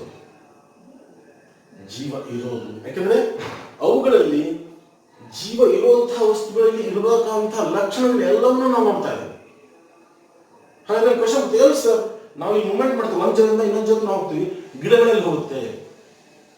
ಸೊ ಅದಕ್ಕೆ ನಾನು ಹೇಳಿದ್ದು ಏನಂದ್ರೆ ಕಣ್ಣಿಗೆ ಕಾಣುವಂತಹ ಚಲನೆ ಮಾತ್ರ ಚಲನೆ ಅಲ್ಲ, ಕಣ್ಣಿಗೆ ಕಾಣದೇ ಇರುವಂತಹ ಚಲನೆಗಳು ಕೂಡ ಚಲನೆಗಳಲ್ಲಿ ಬರುತ್ತೆ. ಆ ಗಿಡ ಬೆಳೆಯುತ್ತೆ ತಾನೆ, ನೀವು ಸಸಿಯನ್ನು ಹಚ್ಚಿದಾಗ ದೊಡ್ಡ ಮರ ಆಗುತ್ತೆ ತಾನೆ, ಅಂದ್ರೆ ಅದರಲ್ಲಿ ಬೆಳವಣಿಗೆ ಇದೆ. ಮತ್ತು ಅದರ ಬೇರು ನೀರು ಎಲ್ಲಿದೆಯೋ ಆ ನೀರನ್ನು ಕುಡಿಕೊಂಡು ಬೆಳೀತಾ ಹೋಗುತ್ತೆ. ಚಲನೆ, ಮೂಮೆಂಟ್. ಸೆಲ್ಸ್ಗಳು ಉತ್ಪತ್ತಿ ಆಗುತ್ತೆ, ಸೆಲ್ಸ್ಗಳು ಸಾಯುತ್ತೆ. ಆಹಾರವನ್ನ ತನ್ನಷ್ಟಕ್ಕೆ ತಾನೇ ತನ್ನ ಆಹಾರವನ್ನು ಅದು ರಚನೆ ಮಾಡ್ಕೊಳ್ಳುತ್ತೆ. ಹೊರಗಿನ ಆಹಾರವನ್ನು ತೆಗೆದುಕೊಳ್ಳಲ್ಲ, ನೀರನ್ನು ಮಾತ್ರ ನಮ್ಮ ಪರಿಸರದಿಂದ ತೆಗೆದುಕೊಳ್ಳುತ್ತೆ. ಕಾರ್ಬನ್ ಡೈಆಕ್ಸೈಡ್ ಅನ್ನು ಪರಿಸರದಿಂದ ತೆಗೆದುಕೊಳ್ಳುತ್ತೆ, ಸೂರ್ಯನ ಕಿರಣಗಳನ್ನು ಪರಿಸರದಿಂದ ಯೂಸ್ ಮಾಡ್ಕೊಳ್ಳುತ್ತೆ. ಬಟ್ ತನ್ನ ಆಹಾರವನ್ನು ತಾನೇ ರಚನೆ ಮಾಡುತ್ತೆ. ಹಾಗೆ ಮನುಷ್ಯ ತನ್ನ ಆಹಾರವನ್ನು ತಾನೇ ರಚನೆ ಮಾಡ್ಕೊಳ್ಳಲ್ಲ ಫ್ರೆಂಡ್ಸ್. ಅವನಿಗೆ ಪರಿಸರದಲ್ಲಿರುವಂತಹ ಆಹಾರಗಳು ಬೇಕು, ತಾನು ರಚನೆ ಮಾಡ್ಕೊಳ್ಳೋಕೆ ಸಾಧ್ಯ ಇಲ್ಲ. ಪರಿಸರದಲ್ಲಿರುವಂತಹ ವಸ್ತುಗಳನ್ನ ತೆಗೆದುಕೊಂಡು ಅದನ್ನು ತಿಂದು ತನ್ನ ಜೀವನ ರಕ್ಷಣೆ ಮಾಡ್ಕೊಳ್ತಾನೆ. ಪ್ರಾಣಿಗಳಾತು, ಮನುಷ್ಯ.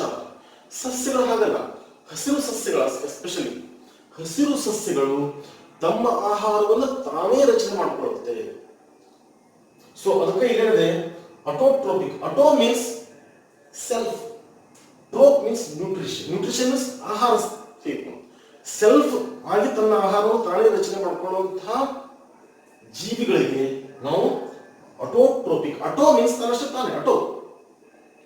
ಸೊ ಈ ಅಟೋಟ್ರೋಪಿಕ್ ನ್ಯೂಟ್ರಿಷನ್ ಮೋಡ್ ಅಲ್ಲಿರುವಂತಹ ಆರ್ಗಾನಿಸಮ್ಸ್ ಎಲ್ಲವೂ ಗ್ರೀನ್ ಪ್ಲಾಂಟ್ಸ್, ಹಸಿರು ಸಸ್ಯಗಳೆಲ್ಲವೂ ಈ ಭಾಗದಲ್ಲಿ ಬರುತ್ತೆ.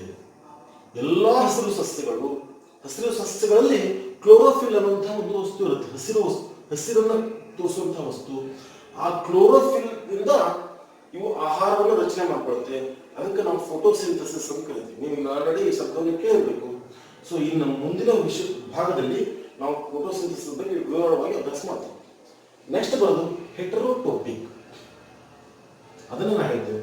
ಹೆಟರೋಟೋಪಿಕ್ ಅಂದ್ರೆ ಯಾವ ಜೀವಂತ ಇರುವಂತಹ ಜೀವಿಗಳು ತಮ್ಮ ಆಹಾರದ ಸಲುವಾಗಿ ಬೇರೆ ಜೀವಿಗಳನ್ನ ಅವಲಂಬಿಸಿರುತ್ತೆ. ಅದು ಅಟೋಟ್ರೋಪಿಕ್ ಜೀವಿಗಳಾಗಿರುವುದು, ಹೆಟರೋಟ್ರೋಪಿಕ್ ಜೀವಿಗಳಾಗಿರ್ಬೋದು. ಈ ಉದಾಹರಣೆಗೆ ನಾವು ಸಸ್ಯಾಹಾರಿಗಳು ಸಸ್ಯವನ್ನು ತಿಂದು ಬೆಳುತ್ತೇವೆ.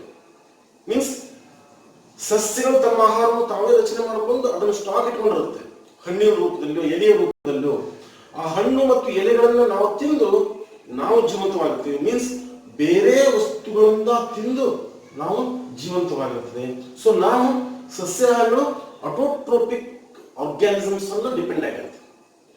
ಸೊ ಎಲ್ಲಾ ಮನುಷ್ಯ, ಎಲ್ಲಾ ಪ್ರಾಣಿಗಳು ಅಟೋಟ್ರೋಪಿಕ್ ಅನ್ನ ಡಿಪೆಂಡ್ ಆಗಿರ್ತದೆ ಅಂತ ಅಲ್ಲ. ಈ ಉದಾಹರಣೆಗೆ ನೀವು ಸಾಕ್ತಿರುವಂತಹ ನಾಯಿ, ಅದಕ್ಕೆ ನೀವು ಮಾಂಸಾಹಾರವನ್ನು ಹಾಕ್ರಿ, ಅದನ್ನು ತಿನ್ನುತ್ತೆ, ಸಸ್ಯಾಹಾರವನ್ನು ತಿನ್ನುತ್ತೆ. ಇಟ್ ಮೀನ್ಸ್ ಅದು ಅಟೋಟ್ರೋಪಿಕ್ ಜೀವಿಗಳ ಮೇಲೂ ಡಿಪೆಂಡ್ ಆಗಿದೆ, ಹೆಟರೋಟ್ರೋಪಿಕ್ ಜೀವಿಗಳನ್ನು ಅದು ಡಿಪೆಂಡ್ ಆಗಿದೆ ತನ್ನ ಆಹಾರ ಸಲುವಾಗಿ. ಸೊ ನೀವು ಈಗ ಸಿಂಹವನ್ನು ತೆಗೆದುಕೊಂಡ್ರೆ, ಸಿಂಹ ಎಲ್ಲರೂ ಹುಲ್ಲು ತಿನ್ನೋದು ನೋಡಿದಿರ, ಹಾಲು ಕುಡಿಯೋದು ನೋಡಿದ ಇಲ್ಲ ತಾನೆ. ಸೊ ಸಿಂಹ ಎದರ ಮೇಲೆ ಡಿಪೆಂಡ್ ಆಗಿದೆ? ಮತ್ತೊಂದು ಹೆಟರೋಟ್ರೋಪಿಕ್ ಜೀವಿಗಳ ಮೇಲೆ ಡಿಪೆಂಡ್ ಆಗಿದೆ.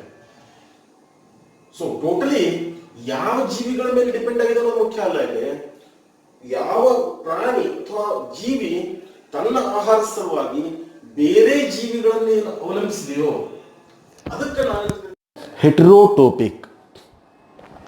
ತನ್ನ ಆಹಾರವನ್ನು ತಾನೇ ತಯಾರು ಮಾಡ್ಕೊಳ್ಳೋದು ಅಟೋಟ್ರೋಪಿಕ್.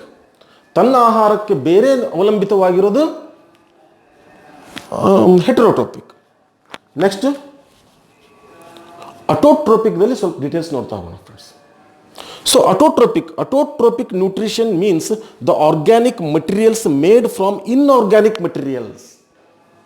ಸ್ವಲ್ಪ ಕ್ವಶನ್ ಡೆಫಿನಿಷನ್ ಸ್ವಲ್ಪ ಕನ್ಫ್ಯೂಷನ್ ಆಗಿದೆ ಅಲ್ಲ, don't worry friends, it's very simple definition, I will explain it. Autotrophic nutrition means the organic materials made from inorganic materials. ಇಲ್ಲೇ ಈ ಆರ್ಗ್ಯಾನಿಕ್ ಮತ್ತು ಇನ್ಆರ್ಗ್ಯಾನಿಕ್ ವಸ್ತುಗಳ ಮಧ್ಯೆ ಇರುವಂಥ ವ್ಯತ್ಯಾಸವನ್ನು ಸ್ವಲ್ಪ ಅರ್ಥಕೊಳ್ಳೋಣ ಫ್ರೆಂಡ್ಸ್. ನೀವು ಕೆಮಿಸ್ಟ್ರಿ ರೂಪದಲ್ಲಿ ಹೋದರೆ ಅದಕ್ಕೆ ಸುಮಾರು 3-4 ಎ ಬಿ ಅಂತ ಕಾಲಮ್ ಮಾಡಿ 3-4 ಕಾರಣಗಳನ್ನು ನಾವು ಕೊಡ್ತೇವೆ. ಅದು ಯಾವುದು ಬೇಡವ ನಮಗೀಗ, ನಾವೀಗ ಬಯಾಲಜಿ ಅಭ್ಯಾಸ ಮಾಡ್ತಾ ಇದ್ದೀವಿ. ಸೊ ಬೇಸಿಕ್ಕಾಗಿ ಆರ್ಗ್ಯಾನಿಕ್ ಇನ್ಆರ್ಗ್ಯಾನಿಕ್ ಅಂದರೆ ಏನು, ಬೇಸಿಕ್ಕಾಗಿ ನೋಡ್ಬೇಡೋಣ. ನಥಿಂಗ್, ಬೇಸಿಕ್ಕಾಗಿ ಆರ್ಗ್ಯಾನಿಕ್ ಇನ್ಆರ್ಗ್ಯಾನಿಕ್ ಅಂದರೆ ಜೀವಿ ಇರುವಂಥ ವಸ್ತುಗಳಲ್ಲಿ ಬರುವಂತಹ ಕೆಮಿಕಲ್ಸ್ ಎಲ್ಲವೂ ಆರ್ಗ್ಯಾನಿಕ್ ಕೆಮಿಕಲ್ಸ್, ಪರಿಸರದಿಂದ ಬರುವಂತಹ ಎಲ್ಲವೂ inorganic chemicals. That's is simple. ಈ ಡೆಫಿನೇಷನ್ ಅರ್ಥ ಮಾಡ್ಕೊಳ್ಳಿಕ್ಕೆ ನೀವು ಆರ್ಗ್ಯಾನಿಕ್ ಇನ್ಆರ್ಗ್ಯಾನಿಕ್ ಡಿಫ್ರೆನ್ಸ್ ಇಷ್ಟು ತಿಳ್ಕೊಂಡ್ರೆ ಸಾಕು ಫ್ರೆಂಡ್ಸ್. ಪರಿಸರದಿಂದ ಬರುವಂತಹ ಎಲ್ಲ ಕೆಮಿಕಲ್ಸ್ ಏನಿದಾವೆ ಅವೆಲ್ಲ ಇನ್ಆರ್ಗ್ಯಾನಿಕ್, ಜೀವಂತ ಜೀವಿಗಳಲ್ಲಿ ಹುಟ್ಟುವಂತಹ ಕೆಮಿಕಲ್ಸ್ ಏನಿದಾವೆ ಆರ್ಗ್ಯಾನಿಕ್. ಸೊ ಆ ರೀತಿ ಹೋದರೆ ಪರಿಸರದಲ್ಲಿರುವಂತಹ ಇನ್ಆರ್ಗ್ಯಾನಿಕ್ ಕೆಮಿಕಲ್ಸನ್ನು ಬಳಸಿಕೊಂಡು ತನ್ನ ಆಹಾರವನ್ನು ರಚನೆ ಮಾಡ್ಕೊಂಡು ಮೀನ್ಸ್ ಒಳಗಡೆ ಹುಟ್ಟುತ್ತಾ ಇರುವಂಥದ್ದು ಆರ್ಗ್ಯಾನಿಕ್. ಇನ್ಆರ್ಗ್ಯಾನಿಕ್ಕನ್ನು ತೆಗೆದುಕೊಂಡು ಆರ್ಗ್ಯಾನಿಕ್ಕಿಗೆ ಕನ್ವರ್ಟ್ ಮಾಡೋದು ಆಟೋಟ್ರೋಪಿಕ್. ಮೀನ್ಸ್ ಪರಿಸರದಲ್ಲಿರುವಂತಹ ವಸ್ತುಗಳನ್ನು ತೆಗೆದುಕೊಂಡು ತನ್ನ ಆಹಾರವನ್ನು ರಚನೆ ಮಾಡ್ಕೊಂಡಂಥದ್ದು. ಉದಾಹರಣೆಗೆ ಆಲ್ ಗ್ರೀನ್ ಪ್ಲಾಂಟ್ಸ್. ಸೊ ಈ ಆಹಾರವನ್ನು ರಚನೆ ಮಾಡಿಕೊಳ್ಳುವಂತಹ ಕ್ರಿಯೆಗೆ, ಮೆಕ್ಯಾನಿಸಮ್ಗೆ ನಾವು ಫೋಟೋಸಿಂಥಸಿಸ್ ಅಂತ ಕರಿತೇವೆ ಫ್ರೆಂಡ್ಸ್. ಫೋಟೋಸಿಂಥಸಿಸ್ ಅಂದರೆ photosynthesis, the organisms having autotrophic mode of nutrition are called autotrophic organisms.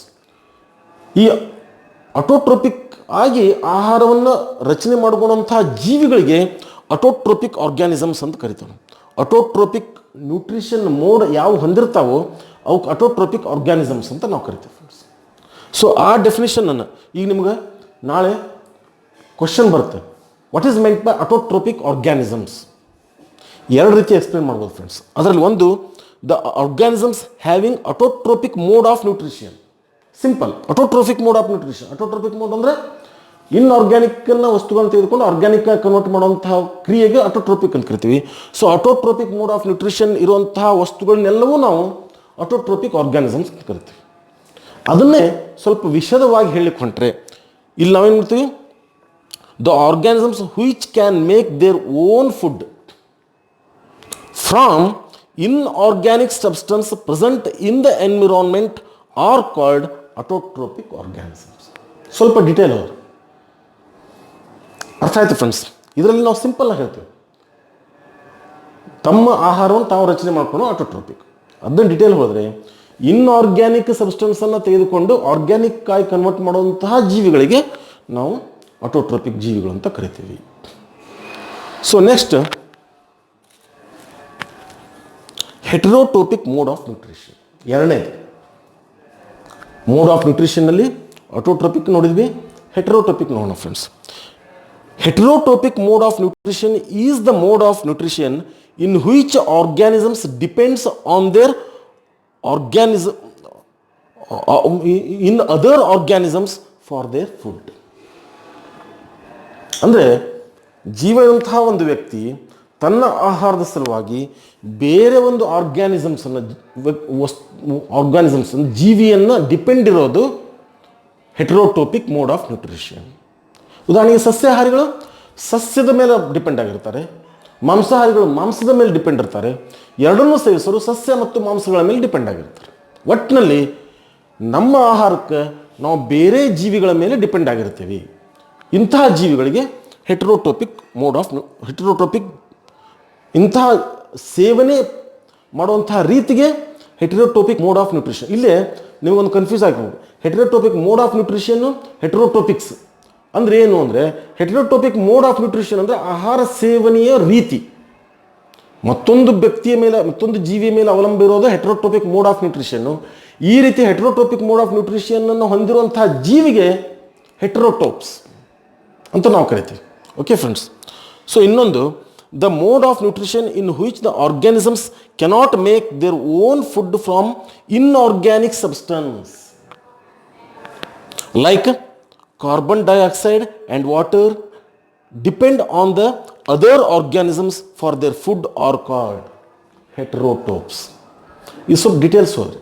ಹಾಗೆ ಈಗ ನಾ ಹೇಳಿದೆ ಸಸ್ಯಗಳು ಅಟೋಟ್ರೋಪಿಕ್ಕು, ಇನ್ಆರ್ಗ್ಯಾನಿಕ್ ಮಟೀರಿಯಲ್ಸ್ನ ತೆಗೆದುಕೊಂಡು ಆರ್ಗ್ಯಾನಿಕ್ಕಾಗಿ ಕನ್ವರ್ಟ್ ಮಾಡುತ್ತೆ. ಅದನ್ನೇ ನಾವು ಇಲ್ಲೇನು ಹೇಳ್ತೀವಿ, ಹೆಟರೋಟೋಪ್ಸು ಇನ್ಆರ್ಗ್ಯಾನಿಕ್ಕನ್ನು ತೆಗೆದುಕೊಂಡು ಆರ್ಗ್ಯಾನಿಕ್ಕಾಗಿ ಕನ್ವರ್ಟ್ ಮಾಡಲ್ಲ. ಸೊ ಇಲ್ಲೇನಾಗ್ತದೆ, organisms cannot make their own food from inorganic substance. Organic ಸಬ್ಸ್ಟೆನ್ಸೇ ಬೇಕಿದಕ್ಕೆ, ಇನ್ಆರ್ಗ್ಯಾನಿಕ್ ಸಬ್ಸ್ಟೆನ್ಸನ್ನು ನಾವು ಕನ್ವರ್ಟ್ ಮಾಡ್ಕೊಳ್ಳಿಕ್ಕೆ ಸಾಧ್ಯ ಇಲ್ಲ. ಸೊ ಅದನ್ನು ಇಲ್ಲಿ ಡಿಟೇಲ್ ಆಗಿ ಹೇಳಿದೆ ಅಷ್ಟೇ. ಆರ್ಗ್ಯಾನಿಕ್ ಮಟೀರಿಯಲ್ಸನ್ನೇ ನಾವು ತೆಗೆದುಕೊಂಡು ಭಾಳ ಅಂದ್ರೆ ಆರ್ಗ್ಯಾನಿಕನ್ನು ನಾವು ಏನು ಮಾಡ್ತೀವಿ, ಕಾಂಪ್ಲಿಕೇಟೆಡ್ ಇದ್ದದನ್ನು ಸಿಂಪಲ್ ಮಾಡ್ಕೋತೀವಿ ನಮ್ಮ ದೇಹದಲ್ಲಿ, ಡೈಜೆಷನ್ ಅಂತ ಕರಿತೀವಿ ಅದಕ್ಕೆ, ಅಷ್ಟೇ ನಾವು ಮಾಡೋದು. ಬಟ್ ನಮಗೆ ಆರ್ಗ್ಯಾನಿಕ್ ಮಟೀರಿಯಲ್ಸೇ ಬೇಕು, ಇನ್ಆರ್ಗ್ಯಾನಿಕ್ ನಮಗೂ ಬರಲ್ಲ. ಸೊ ಇವರಿಗೆ ಹೆಟರೋಟೋಪ್ಸ್. ಓಕೆ ಫ್ರೆಂಡ್ಸ್, ಈ ಅರ್ಥ ಆಯ್ತಾ ಈಗ? ನೆಕ್ಸ್ಟ್,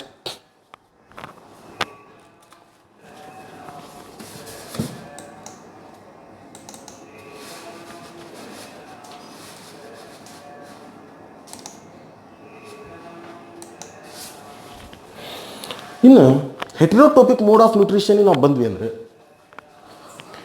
ಇಲ್ಲೇನಾಗುತ್ತೆ ಫ್ರೆಂಡ್ಸ್, ಮತ್ತು ನಾವು ಹೆಟರೋಟೋಪಿಕ್ಗಳನ್ನು 3 ರೀತಿಯಾಗಿ ಕನ್ವರ್ಟ್ ಮಾಡ್ತೀವಿ ಫ್ರೆಂಡ್ಸ್. ಹೆಟರೋಟೋಪಿಕ್ಗಳನ್ನು ಮತ್ತೆ 3 ರೀತಿ ನಾವು ವಿಂಗಡಣೆ ಮಾಡ್ತೀವಿ. ಸೊ ಉದಾಹರಣೆಗೆ ನಿಮ್ಗೆ ಹೇಳಿದೆ ನಾನು, ಸಸ್ಯಗಳ ಮೇಲೆ vegetables and non vegetables. So ಈ ವೆಜಿಟೇಬಲ್ಸು ಮತ್ತು ನಾನ್ ವೆಜಿಟೇಬಲ್ಸ್ ಹೇಗೆ ನಾವು ವಿಂಗಡಣೆ ಮಾಡ್ತೀವಲ್ಲ, ಈ ಬೇಸಿಸ್ ಮೇಲೆ, ಯಾವ ಆಹಾರವನ್ನು ನಾವು ಸೇವಿಸ್ತೀವಿ ಅನ್ನೋ ಬೇಸಿಸ್ ಮೇಲೆ ನಾವು ನಿಜವಾಗ್ಲೂ 3 ರೀತಿಯಂತಹ ಪ್ರಾಣಿಗಳನ್ನು ವಿಂಗಡಣೆ ಮಾಡ್ತೀವಿ. ಹಾಗಾದ್ರೆ ಏನೇನದು? ಒಂದನೇದು ಸೆಪ್ರೋಟೋಪಿಕ್ ನ್ಯೂಟ್ರಿಷನ್. ಈ ಹೆಸರುಗಳನ್ನ ನೆನಪಿಟ್ಕೊಡ್ರಿ ಫ್ರೆಂಡ್ಸ್, ಯಾಕಂದರೆ ಕಂಟಿನ್ಯೂಯಸ್ ಇವು ಬೇರೆ ಬೇರೆ ನಿಮಗೆ ರೂಢ ಇಲ್ಲದಂತಹ ಶಬ್ದಗಳೇ ಬರೋದ್ರಿಂದ ಈ ಶಬ್ದಗಳನ್ನು ಏನಾದರೂ ಒಂದು ಹಿಂಟ್ ಇಟ್ಕೊಂಡು ನೀವು ನೆನಪಿಡ್ತಾ ಹೋದರೆ ಕ್ವಶನ್ಸ್ಗಳಲ್ಲಿ ಕನ್ಫ್ಯೂಸ್ ಆಗಲ್ಲ ನಾವು ಆನ್ಸರ್ಸಲ್ಲಿ. ಸೊ ಈ ಹೆಸರುಗಳನ್ನು ಸರಿಯಾಗಿ ನೆನಪಿಟ್ಕೊಡ್ರಿ. Autotrophic, heterotrophic. In heterotrophic, first one is saprotrophic. Saprotrophic means sapro means rotten, ಅಂದರೆ ಕೆಟ್ಟಂತಹ ವಸ್ತುಗಳು. ರಾಟನ್ ಕೆಟ್ಟಂತಹ ವಸ್ತುಗಳು. ಡೆಡ್ ಸೆಲ್ಸ್ ಅಂದರೆ ಯಾವ ಜೀವಿಗಳು ಸತ್ತಂತಹ ವಸ್ತುಗಳ ಜೀವಿಗಳ ಮೇಲೆ ಡಿಪೆಂಡ್ ಇರುತ್ತೋ ಅದನ್ನು ಮುಂದೆ ಡೀಟೇಲ್ ನೋಡೋಣ. ಸೊ ಅದಕ್ಕೆ ಸೆಪ್ರೋಟೋಪಿಕ್ ಅಂತ ನಾವು ಕರಿತೀವಿ. Next parasitic nutrition. ಪ್ಯಾರಾಸೈಟಿಕ್ ಇದನ್ನು ನಿಮಗೆ ಡೆಫಿನೇಷನ್ ಹೇಳುವಾಗ ನಾನು ಡೀಟೇಲಾಗಿ ಹೇಳ್ತೀನಿ, ಈಗ ನಾನು ಹೇಳಿದ್ರೆ ಕನ್ಫ್ಯೂಷನ್ ಆಗುತ್ತೆ. ಸೊ ಪ್ಯಾರಾಸೈಟಿಕ್ ಮತ್ತು ಹೆಲೋಝೋಯಿಕ್,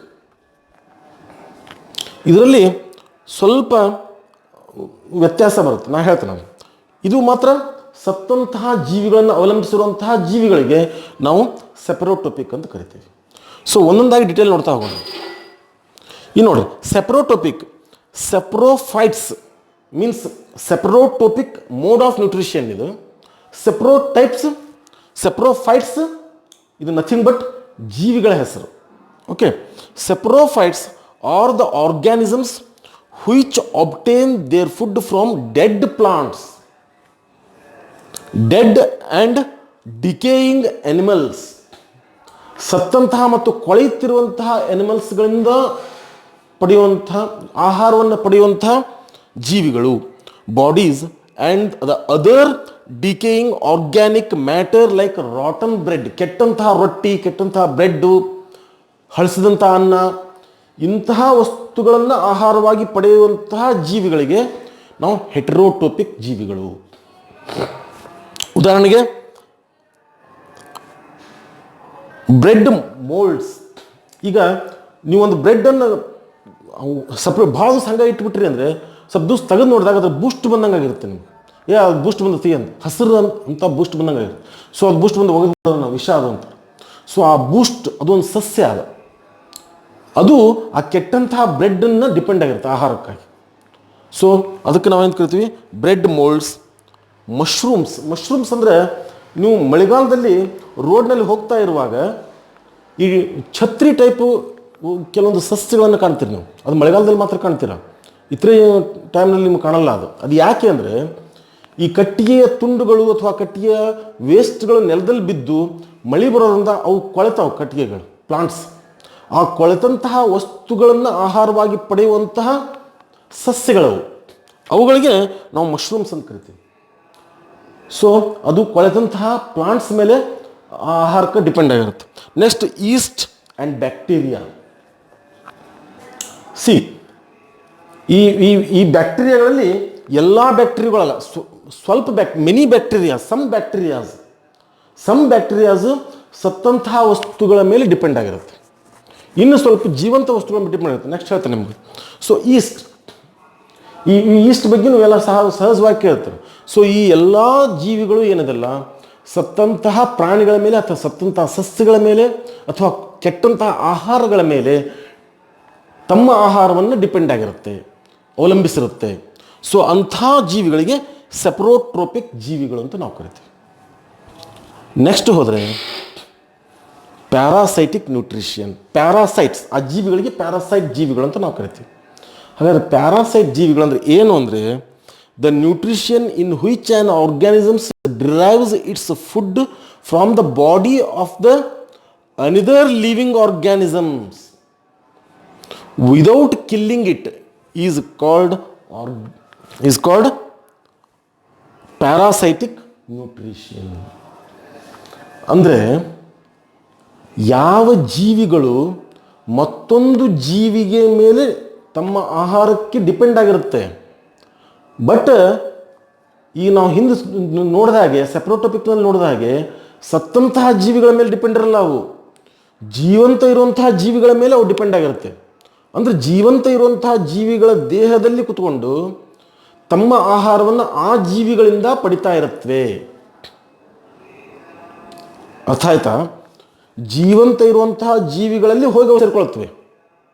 ಅಲ್ಲಿ ಒಳಗಡೆ ಕುತ್ಕೊಂಡು ಆ ಜೀವಿಯಿಂದ ತನ್ನ ಆಹಾರಕ್ಕಂತೇನು ಆ ಜೀವಿ ತೆಗೆದುಕೊಳ್ಳುತ್ತೆ, ಅದರಲ್ಲಿ ತನ್ನ ಆಹಾರವನ್ನು ಅದು ಪಡಿತಾ ಇರುತ್ತೆ, ಮತ್ತೊಂದು ಜೀವಂತ ಜೀವಿಯನ್ನು ಡಿಪೆಂಡ್ ಆಗಿರುತ್ತೆ. ಅಂಥವುಗಳಿಗೆ ನಾವೇನಂತೀವಿ ಪ್ಯಾರಾಸೈಟಿಕ್ ನ್ಯೂಟ್ರಿಷನ್. ಇಲ್ಲಿ ಹೋಸ್ಟ್ ಅಂತ ಶಬ್ದ ಬರುತ್ತೆ ಫ್ರೆಂಡ್ಸ್. ಹೋಸ್ಟ್ ಅಂದರೆ ಇಟ್ ಇಸ್ ನಥಿಂಗ್ ಬಟ್ ಈ ಯಾವುದು ಪ್ಯಾರಾಸೈಟಿಕ್ ಜೀವಿ ಇದೆ ಅದು ಇನ್ನೊಂದು ಜೀವಿಯಲ್ಲಿ ಹೋಗಿ ಏನು ಕುತ್ಕೊಂಡು ತನ್ನ ಆಹಾರವನ್ನು ಪಡಿತಾ ಇರ್ತದೆ, ಆ ಇನ್ನೊಂದು ಜೀವಿಗೆ ನಾವು ಹೋಸ್ಟ್ ಅಂತ ಕೊಡ್ತೇವೆ. ಹೋಸ್ಟ್ ಅಂದರೆ ಪ್ರೊಡ್ಯೂಸ್ ಮಾಡೋದು, ಕೊಡೋದು ಅಂತ ಅರ್ಥ. ಸೊ ಈ ಜೀವಿ ಯಾವುದು ಜೀವಿ ಆಹಾರವನ್ನು ಈ ಪ್ರಾಣಿಗಳಿಗೆ ಕೊಡ್ತಾ ಇರುತ್ತೋ ಆ ಜೀವಿಗೆ ನಾವು ಹೋಸ್ಟ್ ಅಂತೀವಿ. ಈ ಮನುಷ್ಯನಲ್ಲಿ ಉದಾಹರಣೆಗೆ ಜಂತು ಅಂತ ನಾವು ಕರಿತೀವಿ. ಜಂತು ಆಗಿರ್ಬೋದು, ಅವ್ನು ಜಂತು ಔಷಧ ಕೊಡ್ರಿ ಅಂತಾರೆ ನೋಡ್ರಿ, ಸಣ್ಣ ಮಕ್ಕಳಿಗೆ ಏನಾದರೂ ಆಹಾರ ಸೇವನೆ ಮಾಡಲಿಲ್ಲ ಅಂದ್ರೆ. ಸೊ ಜಂತು ಏನಾಗಿರುತ್ತೆ, ನಮ್ಮ ದೇಹದಲ್ಲಿ ಬಂದು ಸೇರ್ಕೊಂಡಿರುತ್ತೆ, ಅದು ನಮ್ಮ ಆಹಾರವನ್ನು ಅದು ತೆಗೆದುಕೊಂಡು ಜೀವನ ಮಾಡ್ತಾ ಇರ್ತದೆ. ಸೊ ಈ ಮನುಷ್ಯನ ದೇಹದಲ್ಲಿ ಜಂತು ಸೇರ್ಕೊಂಡಿರುತ್ತೆ, ಮನುಷ್ಯನಿಗೆ ಹೋಸ್ಟ್ ಅಂತ ಕರಿತೀವಿ.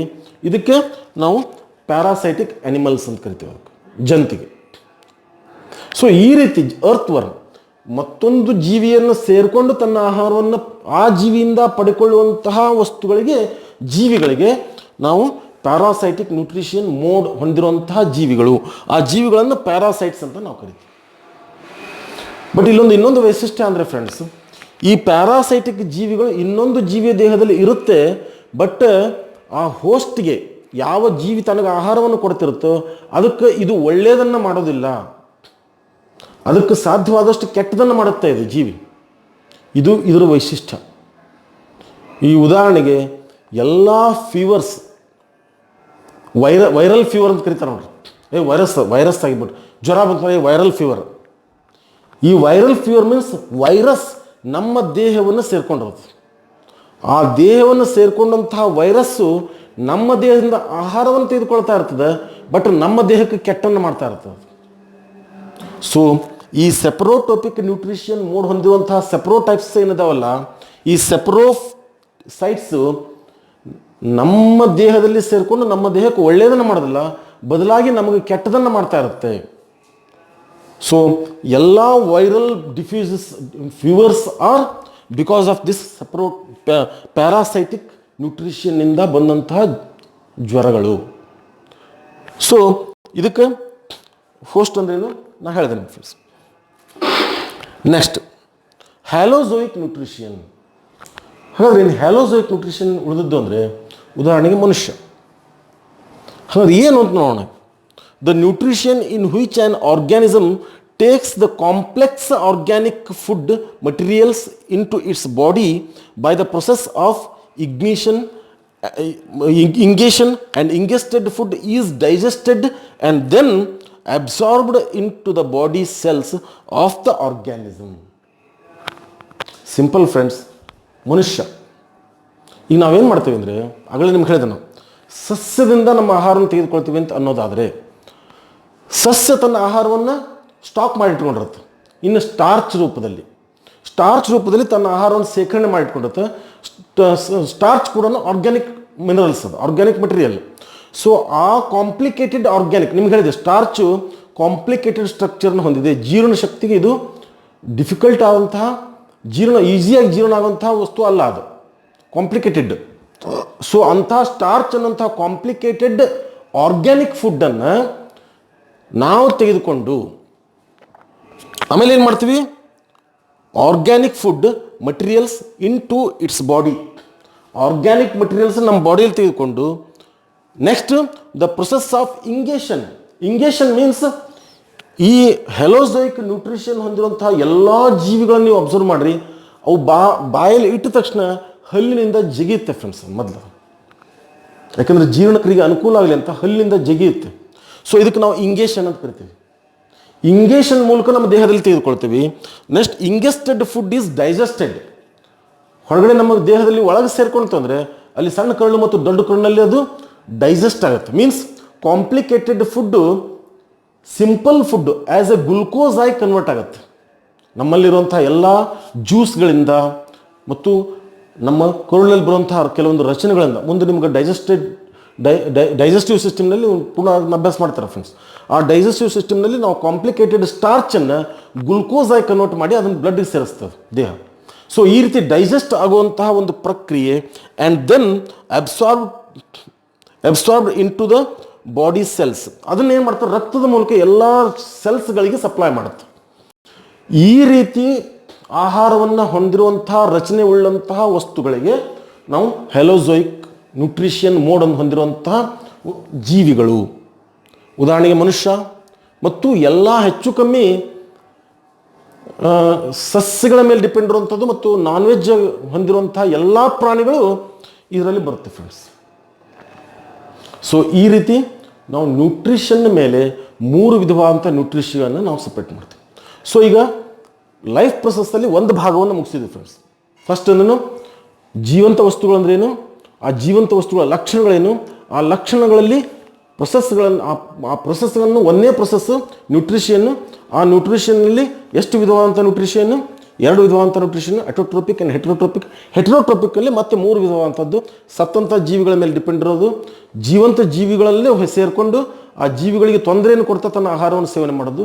ನೆಕ್ಸ್ಟ್ ಹೊರಗಡೆ ಇರುವಂತಹ ಕಾಂಪ್ಲಿಕೇಟೆಡ್ ಆರ್ಗ್ಯಾನಿಕ್ ಫುಡ್ಡನ್ನು ತನ್ನ ದೇಹದಲ್ಲಿ ಸೇರಿಕೊಂಡು ಇಂಗೇಷನ್ ಮೂಲಕ ಅದನ್ನು ಡೈಜೆಸ್ಟ್ ಮಾಡಿ ಎಲ್ಲ ರಕ್ತ ಚಲನೆ ಎಲ್ಲ ಸೆಲ್ಸ್ಗಳಿಗೆ ಸಪ್ಲೈ ಮಾಡುವಂತಹ ಜೀವಿಗಳು. ಈ ರೀತಿ ನ್ಯೂಟ್ರಿಷನ್ ಮೋಡ್ ಹೊಂದಿರುವಂತಹ ಜೀವಿಗಳ ಬಗ್ಗೆ ಅಭ್ಯಾಸ ಮಾಡ್ತೀವಿ. ಇನ್ನು ನಮ್ಮ ನೆಕ್ಸ್ಟ್ ವಿಡಿಯೋದಲ್ಲಿ ನಾವು ಅಟೋಟ್ರೋಪಿಕ್ ನ್ಯೂಟ್ರಿಷನ್ನಲ್ಲಿ ಫೋಟೋಸಿಂಥಸಿಸಿಂದ ಅದನ್ನು ಆಹಾರವನ್ನು ಸೇವನೆ ಮಾಡುತ್ತೆ ಅಂತ ನಾವು ಹೇಳಿದ್ವಿ. ಆ ಆಹಾರವನ್ನು ಅದು ಹೇಗೆ ತಯಾರು ಮಾಡುತ್ತೆ ಅನ್ನೋಂಥ ಡೀಟೇಲ್ಸನ್ನು ನಮ್ಮ ನೆಕ್ಸ್ಟ್ ವಿಡಿಯೋದಲ್ಲಿ ನೋಡೋಣ ಫ್ರೆಂಡ್ಸ್. ಓಕೆ, ಸೊ ಇವತ್ತು ನಾನು ಕೊಟ್ಟಂಥ ಎಕ್ಸ್ಪ್ಲನೇಷನ್ನು ನಿಮ್ಮ ಸಮಸ್ಯೆಯನ್ನು ಸಾಲ್ವ್ ಮಾಡಿದೆ ಅಂತ ನಾನು ಅಂದ್ಕೊಂಡಿದ್ದೇನೆ ಫ್ರೆಂಡ್ಸ್. ಕೆಲವು ಜನ ನೀವೇನು ಹೇಳಿದ್ರಿ ಆ ಸಮಸ್ಯೆಯನ್ನು ಸಾಲ್ವ್ ಮಾಡಲಿಕ್ಕೆ ನಾನು ಕನ್ನಡದಲ್ಲಿ ಎಕ್ಸ್ಪ್ಲೇನ್ ಮಾಡಿದ್ದೀನಿ. ಈಗ ನಿಮಗೆ ಹಿಂದಿರುವಂತಹ ಸೈಂಟಿಫಿಕ್ ಮೀನಿಂಗ್ಸ್ಗಳೆಲ್ಲ ಸರಿಯಾಗಿ ಅರ್ಥ ಆಗಿದೆ ಅಂತ ನಾನು ಅಂದ್ಕೊಂಡಿದ್ದೀನಿ. ಸೊ ಯಾವುದಕ್ಕೂ ನಿಮಗೆ ಏನಾದರೂ ಇನ್ನೂ ತೊಂದರೆಗಳಿದ್ದರೆ ನನಗೆ ನೀವು ಅದನ್ನು ತಿಳಿಸ್ರಿ. ಮತ್ತು ನಿಮ್ಗೆ ಲೈಕ್ ಆಗಿದ್ದರೆ ಲೈಕ್ ಬಟನ್ ಒತ್ತಿರಿ ಅಂತಂದು ಕೇಳ್ಕೊಂಡು ಇವತ್ತಿನ ವಿಡಿಯೋನ ನಾನು ಮುಗಿಸ್ತಾ ಇದ್ದೀನಿ ಫ್ರೆಂಡ್ಸ್. ಬಾಯ್.